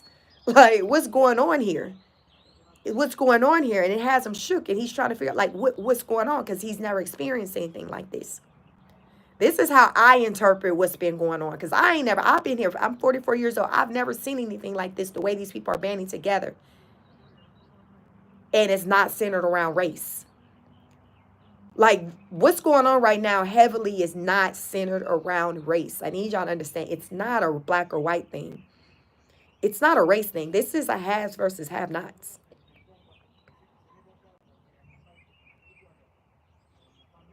TMA says, okay, see you later. She keep up the good work, the real talk. Thank you so much. Lisa said, National Tour Protest April 5th, 2025 in Washington, D.C. and the state capitals. I wonder how long would that be, because I'm traveling there just for spring break with my family. The week of that Monday, the 7th, I'll be there. I've never been to D.C., so I just want to just visit with the family. So I wonder when I get there if there'll be some residuals from that, still going on when I get there. So, I'll definitely, I don't think I'll probably be going live while I'm there. We'll see how it goes. But I'll definitely, talk about, my experience in DC and the things that I've seen. But like I said, today, people are banding together. It's not black, white. It's like people, like, it's a beautiful thing to me. Like a lot of times on the news, when I'm seeing people together and they're talking about the things that are going on, it's blacks mixed with whites. And you all really, it's more white people out here who pissed off than black people, really. Most of the people who I see on social media and talking, they pissed off, like, they're not black people. Like, most of them are white people. These white people, like, listen, the struggle is real. The struggle is real. So the struggle is real for, like, everyone, regardless of, like, what you look like, what your, ethnicity is and all of that, religion. Like, the struggle is real. And that's what is bringing people together, that struggle. It's the struggle. You know what they say? You got to find a common ground that you have with somebody. It's the struggle that that people have in common with their neighbor. So they're coming together and they're having conversations about their struggle. This is what we're seeing. I've never seen anything like it before.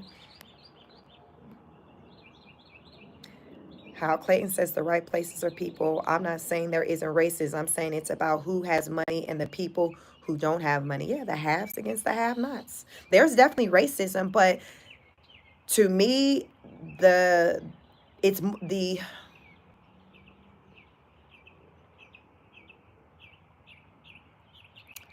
there's still racism, but the financial situation of people today is like overshadowing that because you got black people who said I ain't got it, you got white people saying I ain't got, like, so we, everybody, like, they're singing that same tune, I ain't got it. So the focal, because it's a louder sound, is more people who have this thing in common. That's where the attention is going, on the social economic class part versus the race part, because it's a louder voice. So let's just say you got people chanting over here, Black Lives Matter, Black Lives Matter. And then you got people over here chanting, Poor people matter, poor people matter. How many people finna be hollering and singing poor people matter? It's gonna be more people over here saying poor people matter versus Black Lives Matter. You see what I'm saying? So this is still a thing, and I'm just using Black Lives Matter just as a, like, just an example of just someone putting a focus centered around the disparage based on race. So that's why I just used the black, because it was the first thing that came to mind. So that's why I'm like, okay, you got Black Lives Matter. So that's black people saying, hey, you're mistreating us, whatever. So you got, let's just say, 5,000 people over here saying that.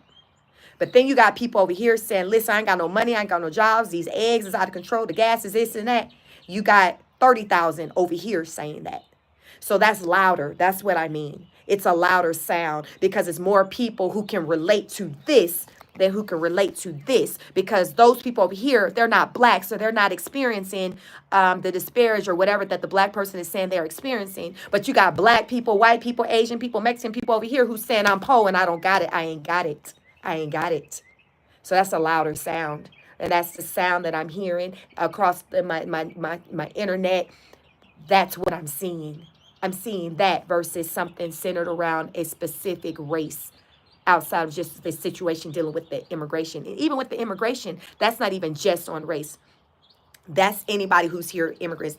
You got Africans that's getting picked up, Haitians, like most of the people are people of a Latin descent that are picked up, but it's just immigration in general. So wherever you're at, if your papers ain't in order, then listen, you got to raise up out of here. So that's not even just one race, but mostly you see a lot of the attention being on the Hispanic community because of all of the, the different countries and things like that. Most of the immigrants that are here, I believe, they've come here from one of those, like Mexico, Colombia, Venezuela, those countries and things like that. But listen, like it's what they say, the loudest person in the room is going to get the attention. So right now, what's very loud is that people don't have money. People are struggling. People just ain't got it. That's very loud. Hale said, thank you for stating the facts. Thank you. Thank you for being here. Please double tap the screen if you're on your phone to like the video. If you see a like button, the done thumbs up, just thumbs up the video. I appreciate you. Midnight said, just passing through, sending you positive vibes. Hope you have a wonderful weekend. Thank you, Midnight. Thank you so much. None of your business says, can you agree that Jasmine Crockett is calling for violence against Tesla owners? So I saw Jasmine Crockett said for her birthday, I'm not, for those of you who may be new to my channel, I'm not a fan of hers. I just can't do it. But she did say, for her birthday, she wanted someone to take Elon Musk down. Those were her words. I want someone to take him down. Some people have gone out there and said, she said, oh, I want someone to take him out. She didn't use the word out. She said down. I don't know. Some people are using the out and down as synonymous to one another, but they're saying, hey, it was her causing, for violence against him. Personally, I think that what she said, it can be taken any type of way, but she didn't outright come out and say basically to do harm to this man, but she said, I want you to take him down. What did she mean by taking him down? I don't know what she meant by that. I don't know what she meant by that, but there were a lot of people who took it as though she wanted violence inflicted on him. I don't know. I don't know what she meant by that.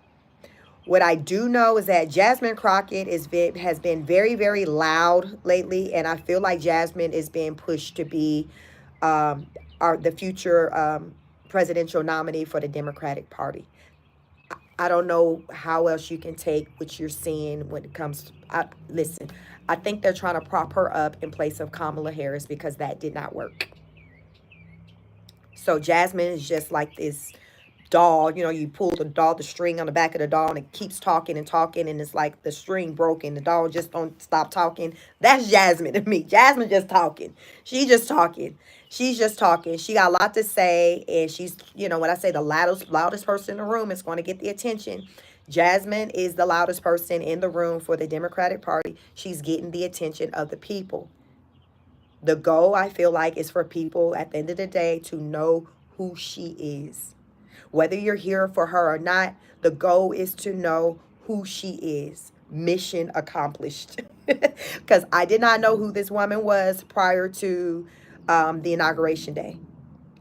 Now this woman's all up and down my timeline. I see you would think I see her and hear her what she got to say more than Vice President Vance, because for a minute we weren't even hearing about Vance. People was running around thinking that Elon was the vice president, because we always heard from Trump and Elon. Trump, Elon, and Jasmine. That's what you're gonna get.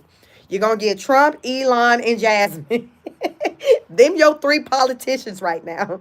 So Democrat side, Jasmine. Republican side, Trump, Elon. Listen, that's what you got. That's what you got. That is what you got. So Jasmine, she just got a way of her, you know, it's the delivery. What they say is not what you say, is how you say it.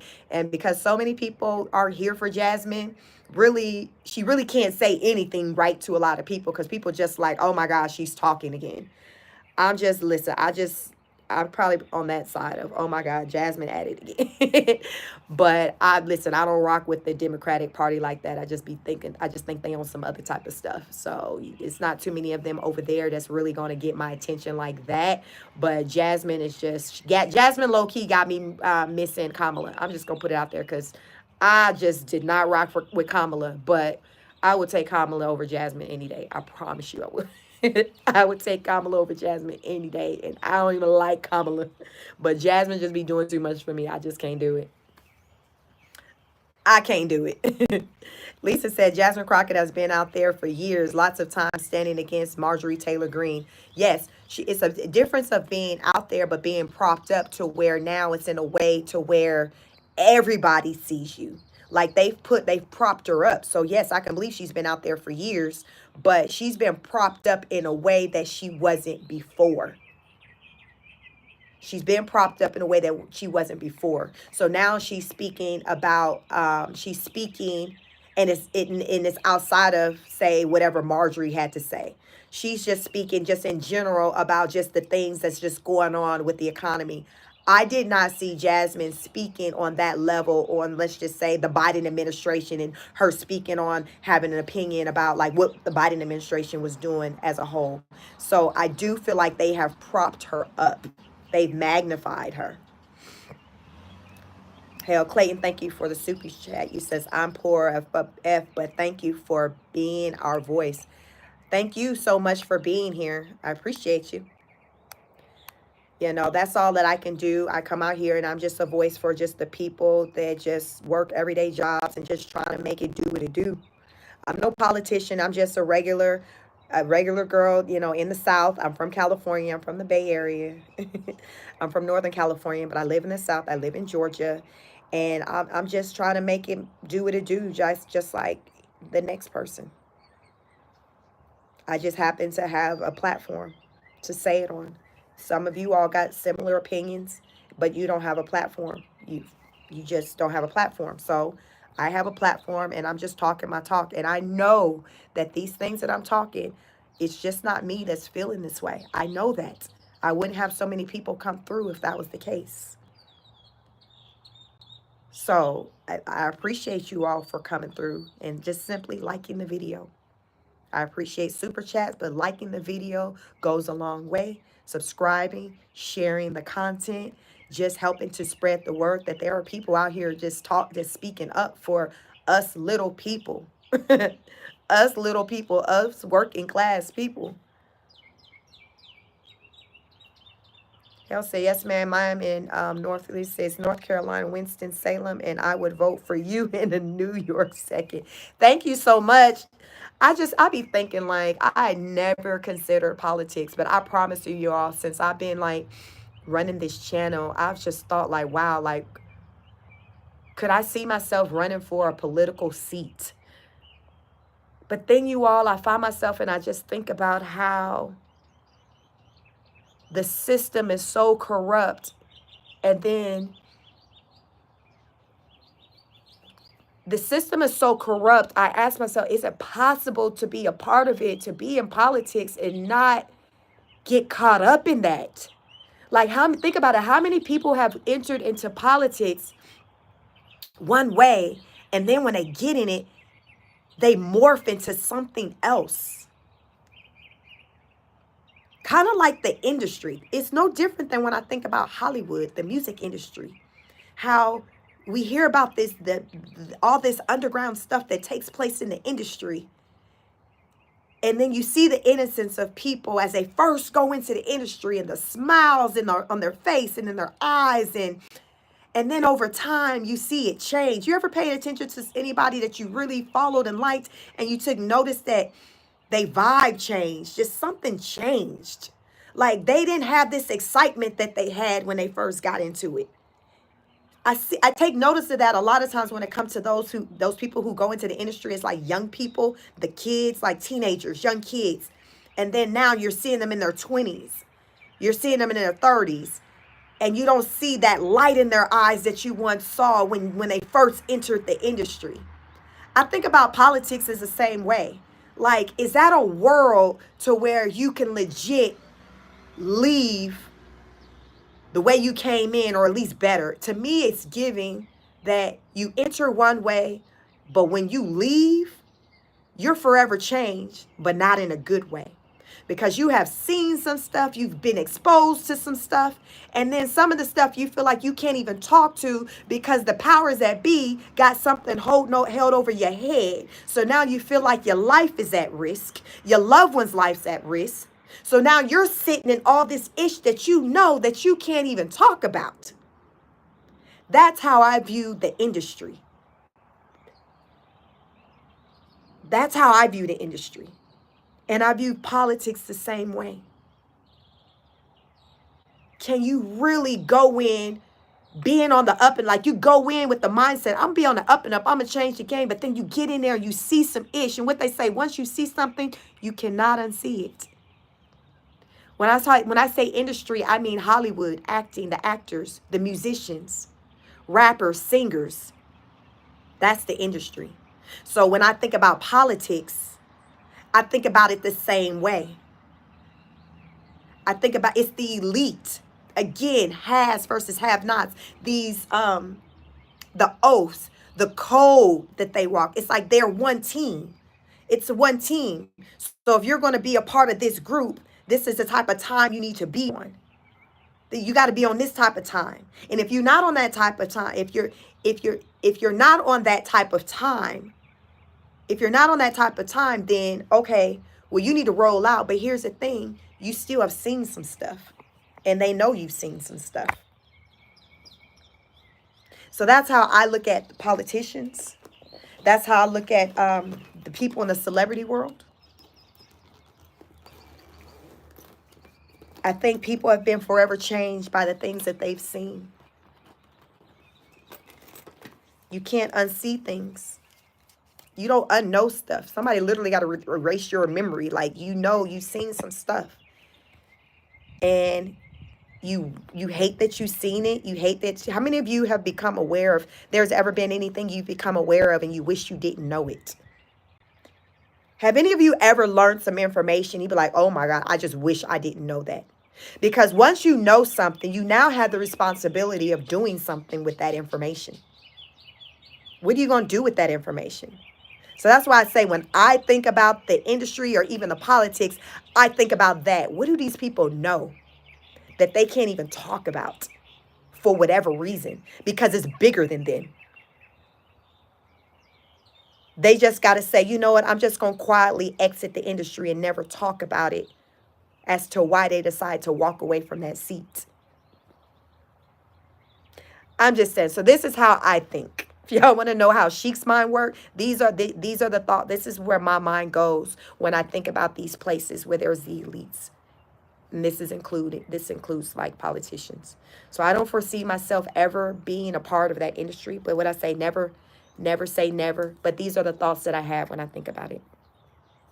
For now, I enjoy being a content creator, coming out here on my platform, talking my talk, not being censored. And that's another thing. When you take on certain type of positions, a lot of times you're censored and there's certain things you can say and certain things you cannot say. There's a control over you. And so you have to understand that.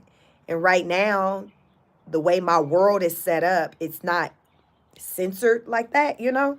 So I can say whatever and I'm not looking over my shoulder or wondering if somebody's going to tap me on the shoulder and impact my bottom line because of what I said on my platform or a truth that I revealed. Everybody don't live in that comfort. There's so many people in high places that know so much, and it's just between them and a higher power and the other person who know. And imagine like having all of that in you, all these secrets and things, these crazy, that's not the life I want. That's not what I want. It said, Leah says, do you think the current government is in the right direction? I think the current government is going in the right direction. I think it's ruffling a lot of feathers. We're definitely going through growing pains. It's tough. It's hard. But I feel like in about 2 years' time, it's going to take about 2 year time. And in the 2 years is from Trump's inauguration. So I'm talking about by the end of 2026 for us to feel more positive things taking place with the economy versus negative. Because these things, remember, yesterday I said I think he'd only been in the office 68 days. So what, today's 69? So we're not even at 90 days or even the first 100 days. So we're still very early in everything. So I feel like it's going to take a good 2 years for things to cook, for us to really feel the impact to the height of what it's supposed to give. I think it's going to be 2 years. So I do think we're going in the right direction, but I don't feel like as a collective, we will agree, or most of us will agree that we're good. I don't think that's going to be until at least about 2 years. 2 year mark, people be like, oh, okay, now I see why we had to do that. Now it makes sense to me. Oh my, we're in a good place. Oh my God, I know 2 years ago I was pissed off, but we're really good right now. I think it's going to be one of those things where it's going to be like that afterthought where you start reflecting back on your feelings on how you felt when things were starting to be put in place and you felt a way about it. And then now you're going to be like, oh, okay, now it makes sense why we had to do that. I was mad. I will admit I was mad. I was in my feelings, but I am going to acknowledge that, wow, we are in a better place because of that. We had to do that. So I think that it's like an epiphany. I think that's going to happen in about 2 years. So that's my opinion on that. But I'm going to still talk my talk. We'll talk about it over time as we get there. We'll talk about all the moving parts because, you know, things going to be different when Doge is gone, when Elon. See, here's the thing. I'm thinking, when Elon leaves, I'm thinking that's just, I don't know if Doge is going to be gone or if he's just leaving it. I'm not quite sure what that's going to look like. He's just saying by 130 days, they should be done. And that takes us to May. So I don't know if there's still going to be a Doge in place that's going to still kind of be monitoring things while he's gone. And he's just not going to be there leading the pack. He's going to be there leading the pack. But I do think much of these things that are taking place is for the purpose of setting us up to be in a better place going forward. So this is what I call growing pains. We're still very early. Melissa said, I say that all the time. You can't do the work from the inside. Berlana says, yes, you become a puppet, have to read off a script to survive. And that's not the life I'm used to living. Mr. 420 says, I couldn't go stream live. Listen, you never know if you try. You couldn't told me what, let me see, 2020 I started this channel. If anyone knew my personality, like, I would be the last person you would think that would be a content creator. That's just, no. So you just never know what you can do or what you're capable of doing until you try it. Dorsey says, what happens after you have acquired all of this? What do the gods do with all its owns? Christine said, these 12 black men grew the Republican Party and saved America. Thank God for these people. Steel 67 said, instant satisfaction is a problem. Things take time. It does. What they say, anything worth having, it's going to take some time. Excuse me. And we live in, I say that, we live in a microwavable society where there's a lot of things that we've gotten used to getting very quickly. So people just kind of have come to expect things to take place very quickly. Also, I feel like our attention spans is getting shorter and shorter. So, listen, you don't keep people's attention very long. So people quickly lose interest in things. Like, that's just a thing. So people naturally just expect for things to go like this, and it's not always like that, especially if it's something that you really need to tackle and impact.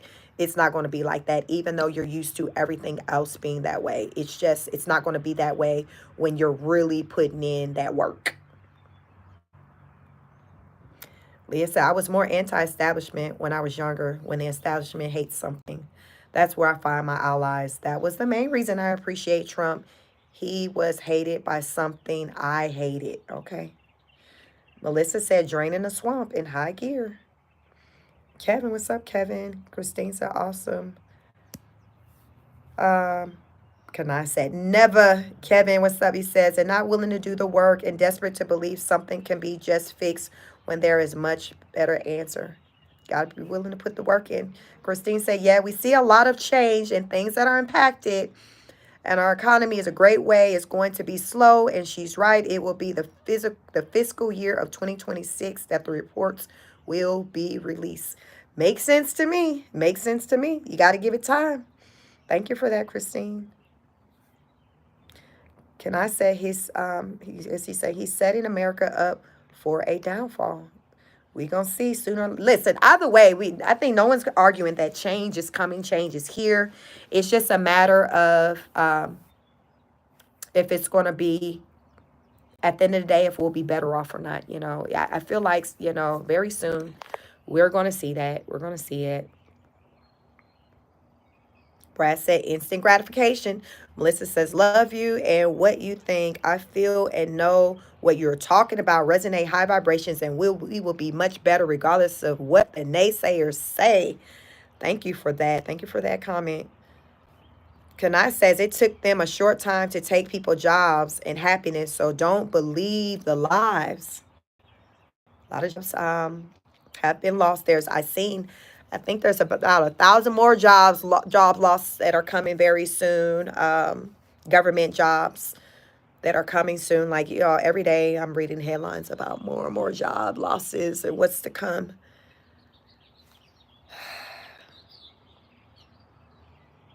Number one, mom said, what did Joe set us up for? Man, Joe somewhere walking around in circles in a robe. Mark says, get Elon and Trump out of our government, period. Maelstrom says the last 4 years were a nightmare. Amen to that. Hal says there's enough hate in the world for time, for lifetimes. If love doesn't start winning again, I'm not sure I want to stay around this place. Just being real, it's hard out here, and as I think people banding together to me is a sign of love. What I'm seeing as I talk about people are, coming together across different cultural groups. I think that's a sign of love. We do got a good amount of hate going on, but I am seeing the connection that people are making with one another as they come together to talk about commonalities such as not having a job. That's one way that's going to bring people together, because that ain't got nothing to do with what people's skin color looks like. It's like, I ain't got a job. You ain't got a job either. Come on, girl. Let's go get a coffee. We need to talk about this, because this right here is too much. We got these kids, and, Karen and Brenda, like they can have a conversation together because they got something in common right now. People are struggling. Christine says, I lost my job, but my shop in Shelby, Michigan stopped hiring illegal immigrants, and I can't cry about spilled milk. I don't have that luxury, so I'm going back to work. I'm just blessed I have my job. You do what you got to do. Hashtag we do what we got to do. Number one mom says, run for office, please. I'm whatever is God willing. We'll see. Whatever is God willing. Because listen, Linda, listen. What's been going on? It ain't been working. It ain't been working. Thank you for the super chat, Laura. You says, okay, did good getting to 200 likes, but 150 plus. Great. I have a good day. Thank you. I appreciate you for helping me out. Laura's one of my day ones for my channel. For my other channel, like I said, you all, I have a second channel as well, Chic Speaks. It's the first channel I had that I started in 2020, right before the pandemic. Y'all, the pandemic came and just messed it all up. I said, ooh, I'm gonna go live. I'm gonna be a content creator. Pandemic happened. There went that. There went that. So I've been trying to find my footing in this content creation world for a minute now, because listen, when the world got shut down, I had to switch gears and figure out a new way to kind of navigate through this social media experience. And it has been a journey. It has been a journey. So thank you so much, Laura. You have definitely been riding along with me. Melissa said, job loss equal business entrepreneur and better benefits and tax credits. That's what I say. I did a video, and it was actually a pre-record video. I don't do those very often, so it won't be hard to find that on this channel. But I did a pre-record video maybe like a month or so ago, and I talked about it. I said that this is a time for a lot of people to be able to reinvent themselves and start doing work, start working on those projects, those things that you may have put to the side because you don't have enough time to work on them in between, your job and, taking care of the family. But now you got time on your hands, or maybe you've just been fearful to step out and try something different. Well, the time is here. The time is here. Maybe content creation, that's something you've been fearful of. The time is here. No better time than now. A lot of people got nothing but time on their hands. That's why they can walk these streets with these signs in front of Tesla. These people got nothing but time on their hands. These people got nothing but time on their hands. So if you got time on your hands, do something productive with that. Figure out a way to where you can create your next job, where you don't have to go work for someone else. Just put some thought into it. Martin Bailey said, this is what it takes to get the church to pray. Things can only get better. That's how I felt with the Biden administration. I felt like we were down so bad. So when Trump was like, yo, let me have another take at it, I'm like, we can only go up because we're down. Like, we can't go any further. Listen, we in the mud already. We are in the mud. So we can only go up, because if you're already down, like, it's only up from here. And that's kind of how I looked at it, to where I'm like, listen, we can only go up. We can only go up. So I was willing to give Trump a chance because like he ran the country before. I personally felt like he did a great job when he ran it before. So I'm like, okay, well, I know what it's like underneath his administration. I feel like the country did pretty well. So let's have another take with Trump, running the country. I didn't see anything wrong with it, and clearly a lot of people didn't, because he won by a landslide. So listen, don't get mad at me. It wasn't just me who voted him in. It's me and millions and millions of other people who voted him in. So for those of who are upset, I think they need this misplaced energy.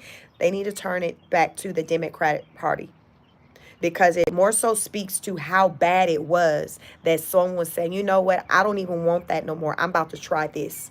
You can't get mad that somebody wants to try that new thing. You need to turn your focus to that old thing that was in place to figure out what went wrong with that. What was wrong with this candidate that we propped up? Like, you got to turn your attention there, not put all your attention on the person who did win. And that's what I think is just the misplaced energy. Like, people are mad at the wrong people. Like, y'all lost. Like, be mad at your team that you didn't have a stronger candidate. Y'all propped this person up. We didn't tell you to put that person against Trump. You did that. So that's why I think now when it comes to Jasmine Crockett, they're like, hey, we want to kind of back her. I think they still want to try to, I guess, this route of getting a woman in and a woman of color. So we want to back Jasmine. And I really, really believe that when it comes time to run for office again, I really believe her name is going to be on the ballot. I'm just saying. Let's just say if she don't make it the ballot, her name is going to be out there to where she's going to be, her name will be floated around, and it's just going to be a matter of, like, I guess, who will be able to get the Democratic nomination, but her name will definitely be pushed out there. Will she get the nomination? I don't know, but I feel like her name is going to be out there, for you to consider. And I think it'll be a good number of people who will be here for it. But then it'll be a good number of people who are going to be like, I can't do it. I can't do it. I can't do it. Who else we got? Who else we got? I think you're going to have those two. So only time will tell. But y'all know these years be flying by. Y'all know the older we get, the faster it seems like time move. It don't move slow like it felt like it did when we were kids. Now that we grown and we got responsibilities, we like, damn, we about to be in April already? What you mean April Fool's Day is on Tuesday? What, we just in March? Didn't we just celebrate St. Patrick's Day? Y'all see how this time flies. So y'all better get y'all affairs in order, because before you know it, it's going to be time to be voting for the next president. That time is coming. It'll be here before you know it. House, I gotta run, honey. I love your listen to your thoughts and feelings hanging there, sister. Thank you so much, and thank you for joining. Hey, Karomi, what's up? Thank you so much, Karomi. Kevin says, before you tell someone to run for office because you like their ideas, read Code of Personality. Code of Personality. Okay. Number one says, yes, it did. Someone should be in jail for COVID. Laura says, anyway, hugs to all and peace. Thank you. Hale says, I did subscribe. I'll be seeing you again. Thank you. Thank you for the subscription. Thank you all for, I got a lot of new subscribers. Probably about 500 just since last Sunday. So thank you. Thank you all for the support, for watching my content, for following me, for sharing my content. Thank you. I appreciate you all. Kevin says that Leah, voting for Trump will only prove why reform is impossible in the system of oligarchs. So I did.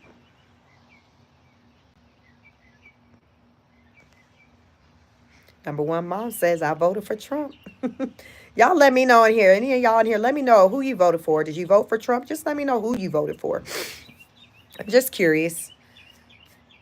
I mostly see, at least the comments that I take notice of. There are people who voted for Trump, who are in support of Trump. But I'm curious. Just let me know. I voted for Trump. I'm an independent. So, I've mostly voted my life Democrat. Trump is the very first Republican I've ever voted for. I voted for him for two different terms. Not his first term. The first time he was in office, I didn't vote for him. I voted for Hillary. My mindset was the lesser of the two evils. I didn't like her, but I didn't like him either. Once he got in office, ran the country, then I was like, okay, I started to rock with him. So then when he ran again, that's when I voted for him, which is when Biden was announced to be president. And so this last time around, I voted for him again. So, but historically, I voted Democrat. But I'm now conservative, so I don't really subscribe to one party or the other. I vote based off of my best interest, so it doesn't really matter like what party you align with. It's just like what are you running on. So that's kind of where I'm at with that. CDB CT Bad Cops 15 says Trump. Number one mom says yes. I love he is making government smaller. Melissa says exactly time is the only thing you can get back. Brolena says, I have no team at this point. Number one, mom says, you should run. I would vote for you. Love common sense. Zigzag says, if you are a company, you would not hire someone because of the color of their skin. You will hire them because of the ability to produce the best product. I agree. That's why you should hire them. But we going to keep it funky. Like, that's not always the case, but that's the way it should be. But that's not always the case. Dorsey Dixon says, if the white supremacist stock financial system falls, then what? Black people must get a new system. The time is here, family. Melissa said, misplaced energy turn it back to the wrongdoers. Kevin says, white supremacist systems, you can replace that with super imperialists. Read Michael Hudson. Definitions are very important. Retara says, marijuana like. Don't know what you mean by that, but I don't smoke. Kevin says, great animation. Bandy says, hopefully they will April Fools us on Tuesday and announce Trump is not the president. You all, it's so funny. As everything been going around and not thinking about April Fools coming up, the one I thought about is what if the whole argument against the fight against Canada and the US was like a big April Fools? Like, I really thought that. Like, what if it'll be like April Fools? We Gucci, like, we listen, we still are the homies. That's still the homie over there in Canada. But I did because this stuff is so crazy to where it's one of those things to where you just hope you can wake up and it's just not what it is. Some of you may hope, wish you can wake up and it's the way it was, let's just say, a year ago. Some of you may wake up and just wish it was just the way it was just 3 months ago. But just in all, there's just so many people who are like, this is, I feel like I'm in the twilight zone. So I completely understand it because things are moving so fast. You feeling like you being punked. Like, y'all remember that show Punked? Like, you just wish that somebody would pop out the bushes, be like, you've been punked. You've been punked. So I have given thought about the whole April Fools. If some of this stuff was just like, oh, April Fools, me and Canada, we good, no terrorists. I was just playing. Listen, I always say we all just going on a wing and a prayer. So we just have to stay lifted in prayer. Pray to whatever your higher power is. Pray for better days. Pray for the strength of our people, our leaders to be able to make the best decisions, the most informed decisions. That's going to just benefit just our country as a whole. The prayers for, people who are empowered to make decisions, to not make decisions for selfish reasons, but make decisions with the thought of just those who are impacted, who will be impacted, who could be impacted, all of that. So I definitely feel like we are in times that we need to be in prayer more so than ever before, regardless of whatever your religious beliefs are. Leah says we'll need to vote wisely and disregard the identity of Democrat versus Republic. Look at the individual and all they've accomplished. Yeah, in a perfect world, that's how we would do it. Sherry, what's up? Sherry says, I'm happy to see and hear. Let me see.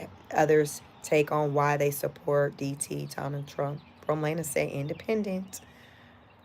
Bandio said absolutely not Trump. Bruce Young says smart girl. Welcome. Leah says, I never voted, but I predicted every election. I even predicted Biden's win last term. Why don't you vote? I know multiple people who don't vote. I'm curious to know, why don't you vote? Number one says, I joined today. What did you join? My team. You're an honor student. You subscribed today. Thank you so much. Michael says, good move, Trump, best president ever. Best president ever. Isaac said Trump 100%. Deb said Trump 2024. Come on now, y'all. Virtuous, thank you. Number one, Mom, for subscribing. We thank you. Welcome. We are the honor students over here.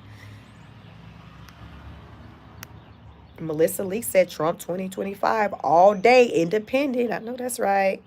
Sherry says, what do you support? If you're talking about me, yeah, I support, Donald Trump. I voted for him. I'm here for changes. I've been clutching my invisible pearls with a lot of that's been going on, because it's been very quickly, it's been very fast. It has been fast. It's been taking my breath away. I come out on live and I talk about the things that got me like, now what you say again? So definitely follow me. Check out some of my other content. You can see my stance on just all the different things, all the different moving parts. I do have my opinions. Leah says that, Kevin, I don't care to vote. I prefer my peers to decide. I believe as Americans, we'll always progress in the right direction. Okay. Michael says, sorry, Sherry Corner, all out of breaks. Berlana want to know, what is a super imperialist? Chuck says, so pretty. Thank you, Chuck. David says, Orange MAGA. Is that who you voted for? Orange MAGA? Bandy says, inflation definitely has risen. Sherry says, oh boy, April Fool's, yikes. Yes, he said he strategically didn't want to, so y'all know on April 2nd, the next phase of the tariffs. I think it's the last phase that he had scheduled out. So it's 25% tariffs on automotive companies. That's supposed to take effect on Wednesday, April 2nd, because Tuesday is the 1st, so he didn't want it to be on April Fool's. I guess he like, listen, y'all, this ain't no game. This ain't no game. So he didn't want no confusion. He didn't want to implement that change on the 1st, so that change will be implemented on the 2nd. So get ready. Betty said, Jasmine Crockett, 100. Number one mom says, Sherry, who you talking about? Good afternoon. Chad says, go Republicans. Michael Pope said, Trump is draining the swamp. Hashtag Trump draining the swamp. Chad said, Trump for life.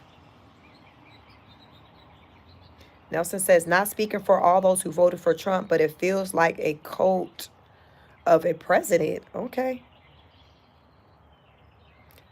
Zigzag said, I'm 72 years old. Trump is the best president I've ever lived under. Okay, so you've lived under a lot of presidents. Okay. Even says, hi, I'm from Ukraine. How are you?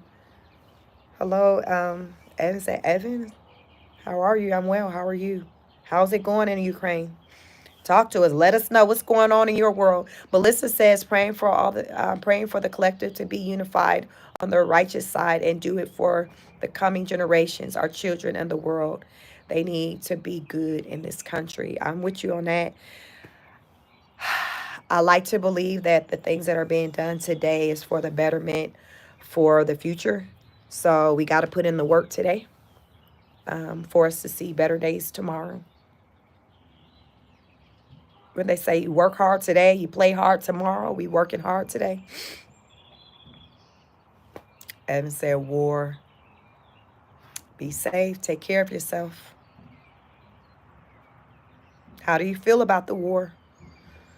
How do you feel about it? You ready for it? You feel like it needs to be ended? You feel like it's like, listen. It's time to stop. It's time to move on. What are your thoughts on that? Mitch says MAGA. Maha. I'm assuming you're saying you're a Trump supporter. Okay.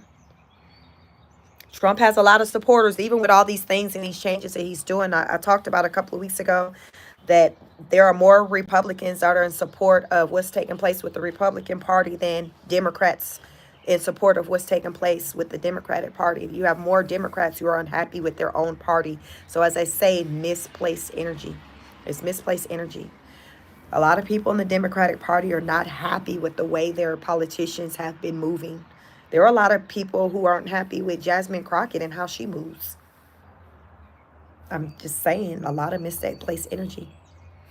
Brandon says, I agree. Someone tell Trump to tell his buddy Putin to go home. Miss Legit says, this is what these people wanted. This is sick.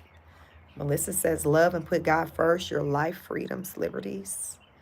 Bando says, Europe backing up Mexico. Michael says, common sense prevailed finally. I do feel like a lot of what we're seeing too is especially when it comes to the immigration stuff, is centered around common sense practices. Common sense just not that common anymore. Bandy says Mexico, Europe, Canada, China, and Colombia. Colombia. I encourage you all to try to travel as much as you can, because from my experience with traveling, I've been able to see how other places live and how they move. And when I talk about just immigration on this channel, I talk about just how when I go into these other countries, how important it is for you to abide by their rules. When you are a guest in their country, they have rules that they look for you to abide by. When you are a guest in their country, they look for you to be just that, a guest, which means that your stay is temporarily. These are the things that I've saw firsthand just from traveling. I've been to, I don't know, I think I counted maybe like 6 countries. There's so many more, but I know I've been to more than a lot of people have. So if you are able to travel, I definitely strongly encourage you to travel, because even if you can travel just outside of your community, how many of you know people who just never even left their state, who's never left their county, they're just their zip code? Like, you got a lot of people who just never just left home. So they don't understand what's going on in this world, because they just know they just know what's going on in their own backyard.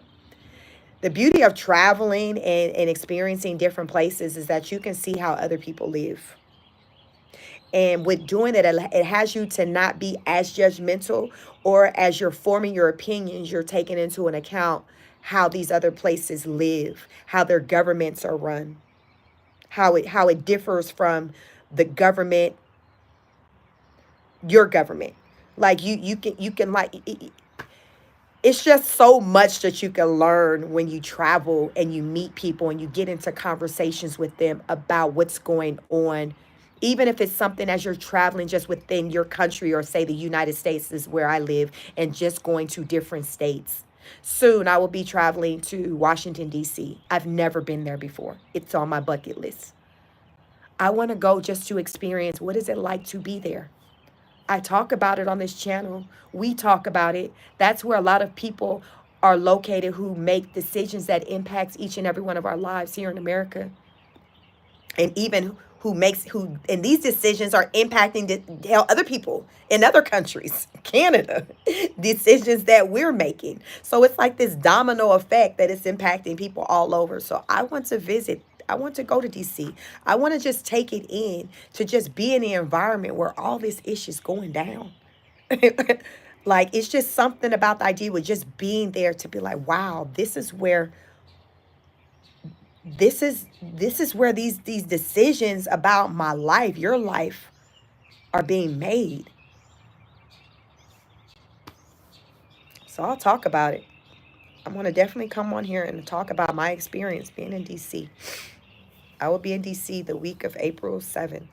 So I may not go live during then. I'll be in I may, I don't know, keep your notification bell, subscribe. But we'll see if I go live and kind of, for a little bit. I'm going to be with the family, so I'm going to try to give them their time. But a lot to take in. I definitely think it's going to be a life-changing experience for me. There's museums I plan to go to. The African American Museum, I plan to go to that if it's still open, because I did see something about Trump and the impact, with them impacting a lot of the things that are currently ran by the government, with kind of wanting to shut down shops. So I've heard some talks centered around the African American Museum. So I haven't deep dived into it yet to see what's really been said, what's going on. So hopefully it's still going to be open when I go in April in the next couple of weeks. So hopefully I can still check it out because I do want to check out the African American Museum. I've been wanting to visit it since I learned that it opened some years back. So I'm finally going to want, I'm going to get the opportunity, hopefully. So Trump, don't be shutting stuff down. I'm on my way. Don't be shutting stuff down before I get there. I already got my tickets reserved because it's a free experience. It's a free, apparently DC has a lot of free things. So the African American Museum is free. I hear it's like a lot to take in at the museum and that you probably need multiple experiences and multiple visits, but I'm just going to visit it just the once on that trip. I may, if it still remains open, circle back, maybe with just my husband without the kids and kind of take it in more. But I want to go and experience it. And there's other things I'm excited about. They apparently, DC holds the largest library in the world. That's what I read on the website. The largest library in the world happens to be in DC. So I'm excited about that, doing that with my daughter. She's an avid reader. She loves books, her and my husband do. So want to check that out. They have a fossil museum. I'm excited about checking out the fossil museum. I haven't experienced anything like that since I was probably like a kid living in California, going on field trips to the museum. You get excited. You got your little permission slip. Your mama done signed off. You done paid your little few dollars back then because it was just a few dollars for a field trip. And so I'm excited. I'm going on a field trip. I'm going to DC, and I'm looking forward to talking to you all about my experience there. Samson said, "Make America great again. America has never been great." You have a lot of people who share that same belief. Who share that same belief. Zigzag said, "If you look at the border as if it's your door to your home, how would you want someone to act once they walk through the door?" Makes sense to me, Zigzag. Makes sense to me. I be trying to tell him. I don't know how long you've been over here, but I be trying to tell him. Berlina says, "I travel outside my country monthly. It really depends on their current government." Yes. You get to know when you're going into these countries, when you talk to the locals and things like that, they'll talk to you about how things, that those are the best people to talk to. Like, not really those leaders. You want to talk to like grassroots, like the people in those places, like that live there. Like, that's who you really want to know, like who you want to hear from with how things are really going. And that's the beauty of like content creation, because you got those people who are on the internet talking their talk, saying, "Yo, let me tell you how it's really going." Okay, yes, medical is free in Canada, but you know how many people who be dying waiting on that free medical because it's so free, naturally, it's going to be a long waiting list to get your turn to go and see that doctor, right? Because it's free. So everybody lined up. Usually when you got to pay for something, it's fewer people that's in that line because you got to pay. But when it's free, of course, the line is always going to be long. Look at it as like a Beyonce concert.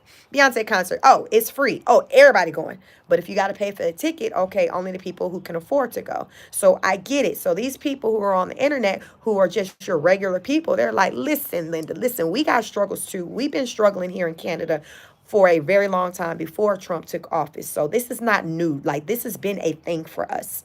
So that's why it's good to really listen in to what these people are saying and not just listen to just the politicians talk and say, "No, we Gucci, we got this, we been good." Listen to the people. Have you? Have it really been good? Have y'all been winning like that, really? Because the people at the bottom are saying, "No, no, no, not so much. We've been struggling. We've been struggling for a very long time."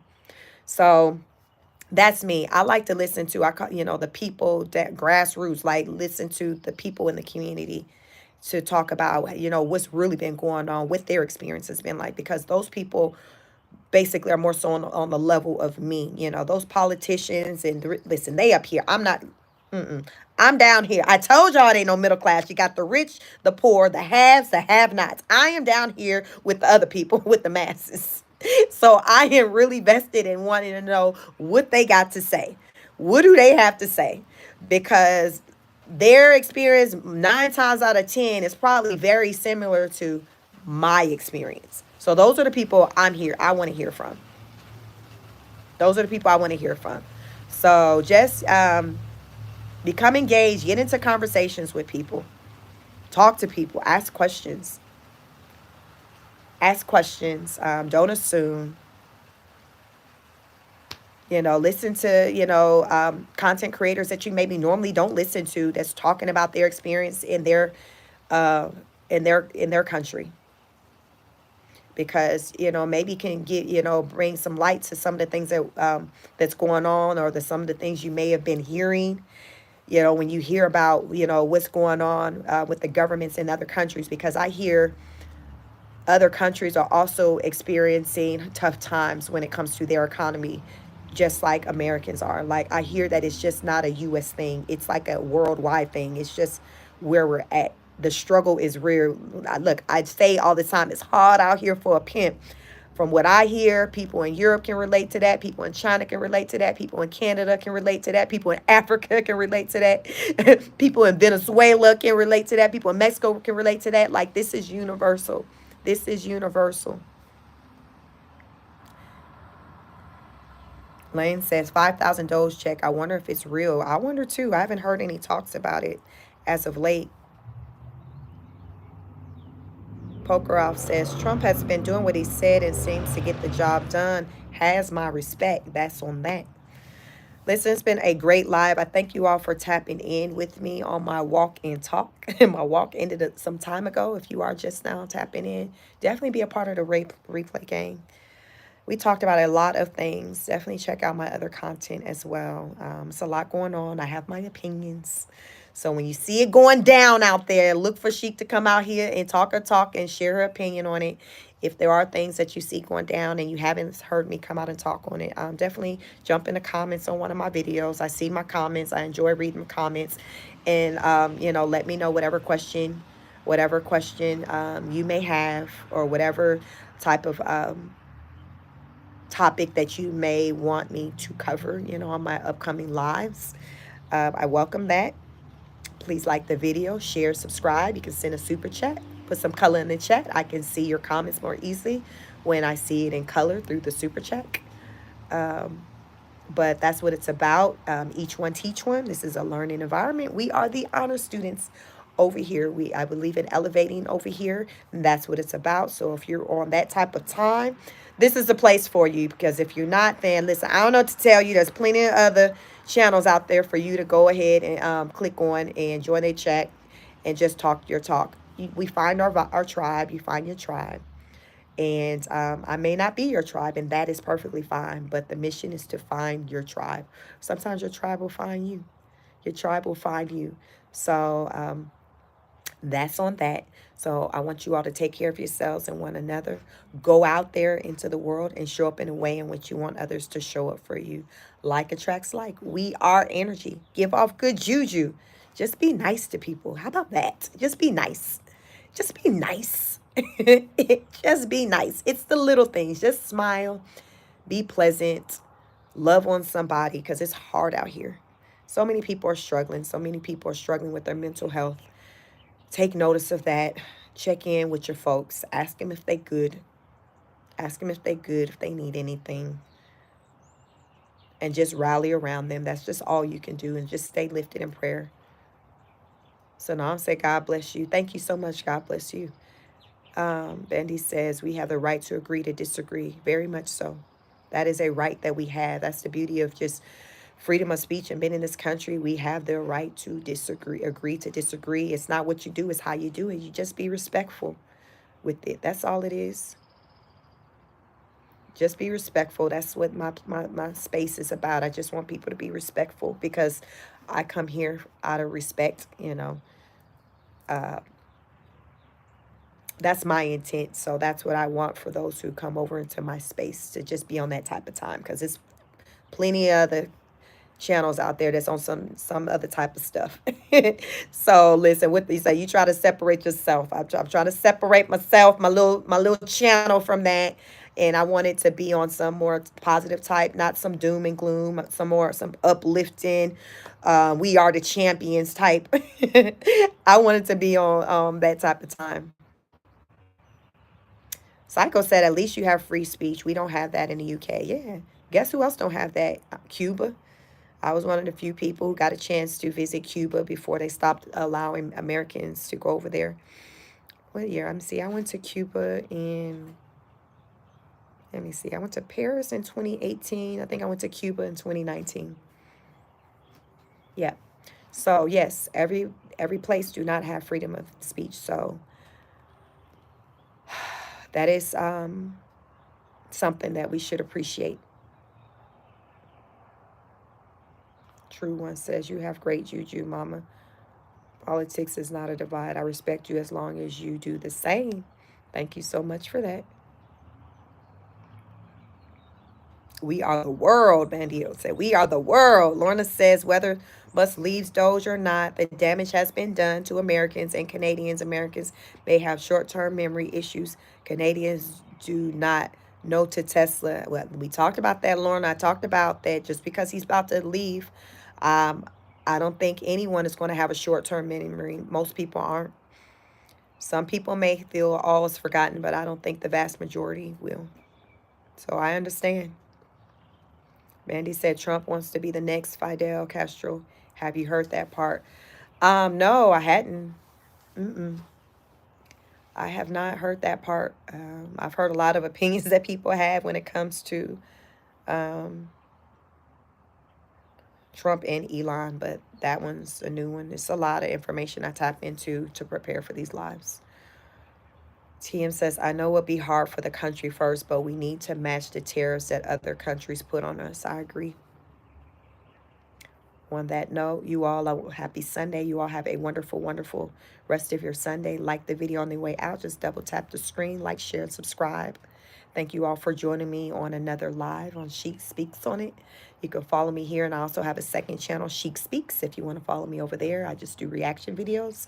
As of late, I've been heavy on the politics on this channel. Bobby says Trump is the best president we can have. And we're going to end it on that note. Peace. Have a wonderful rest of your Sunday.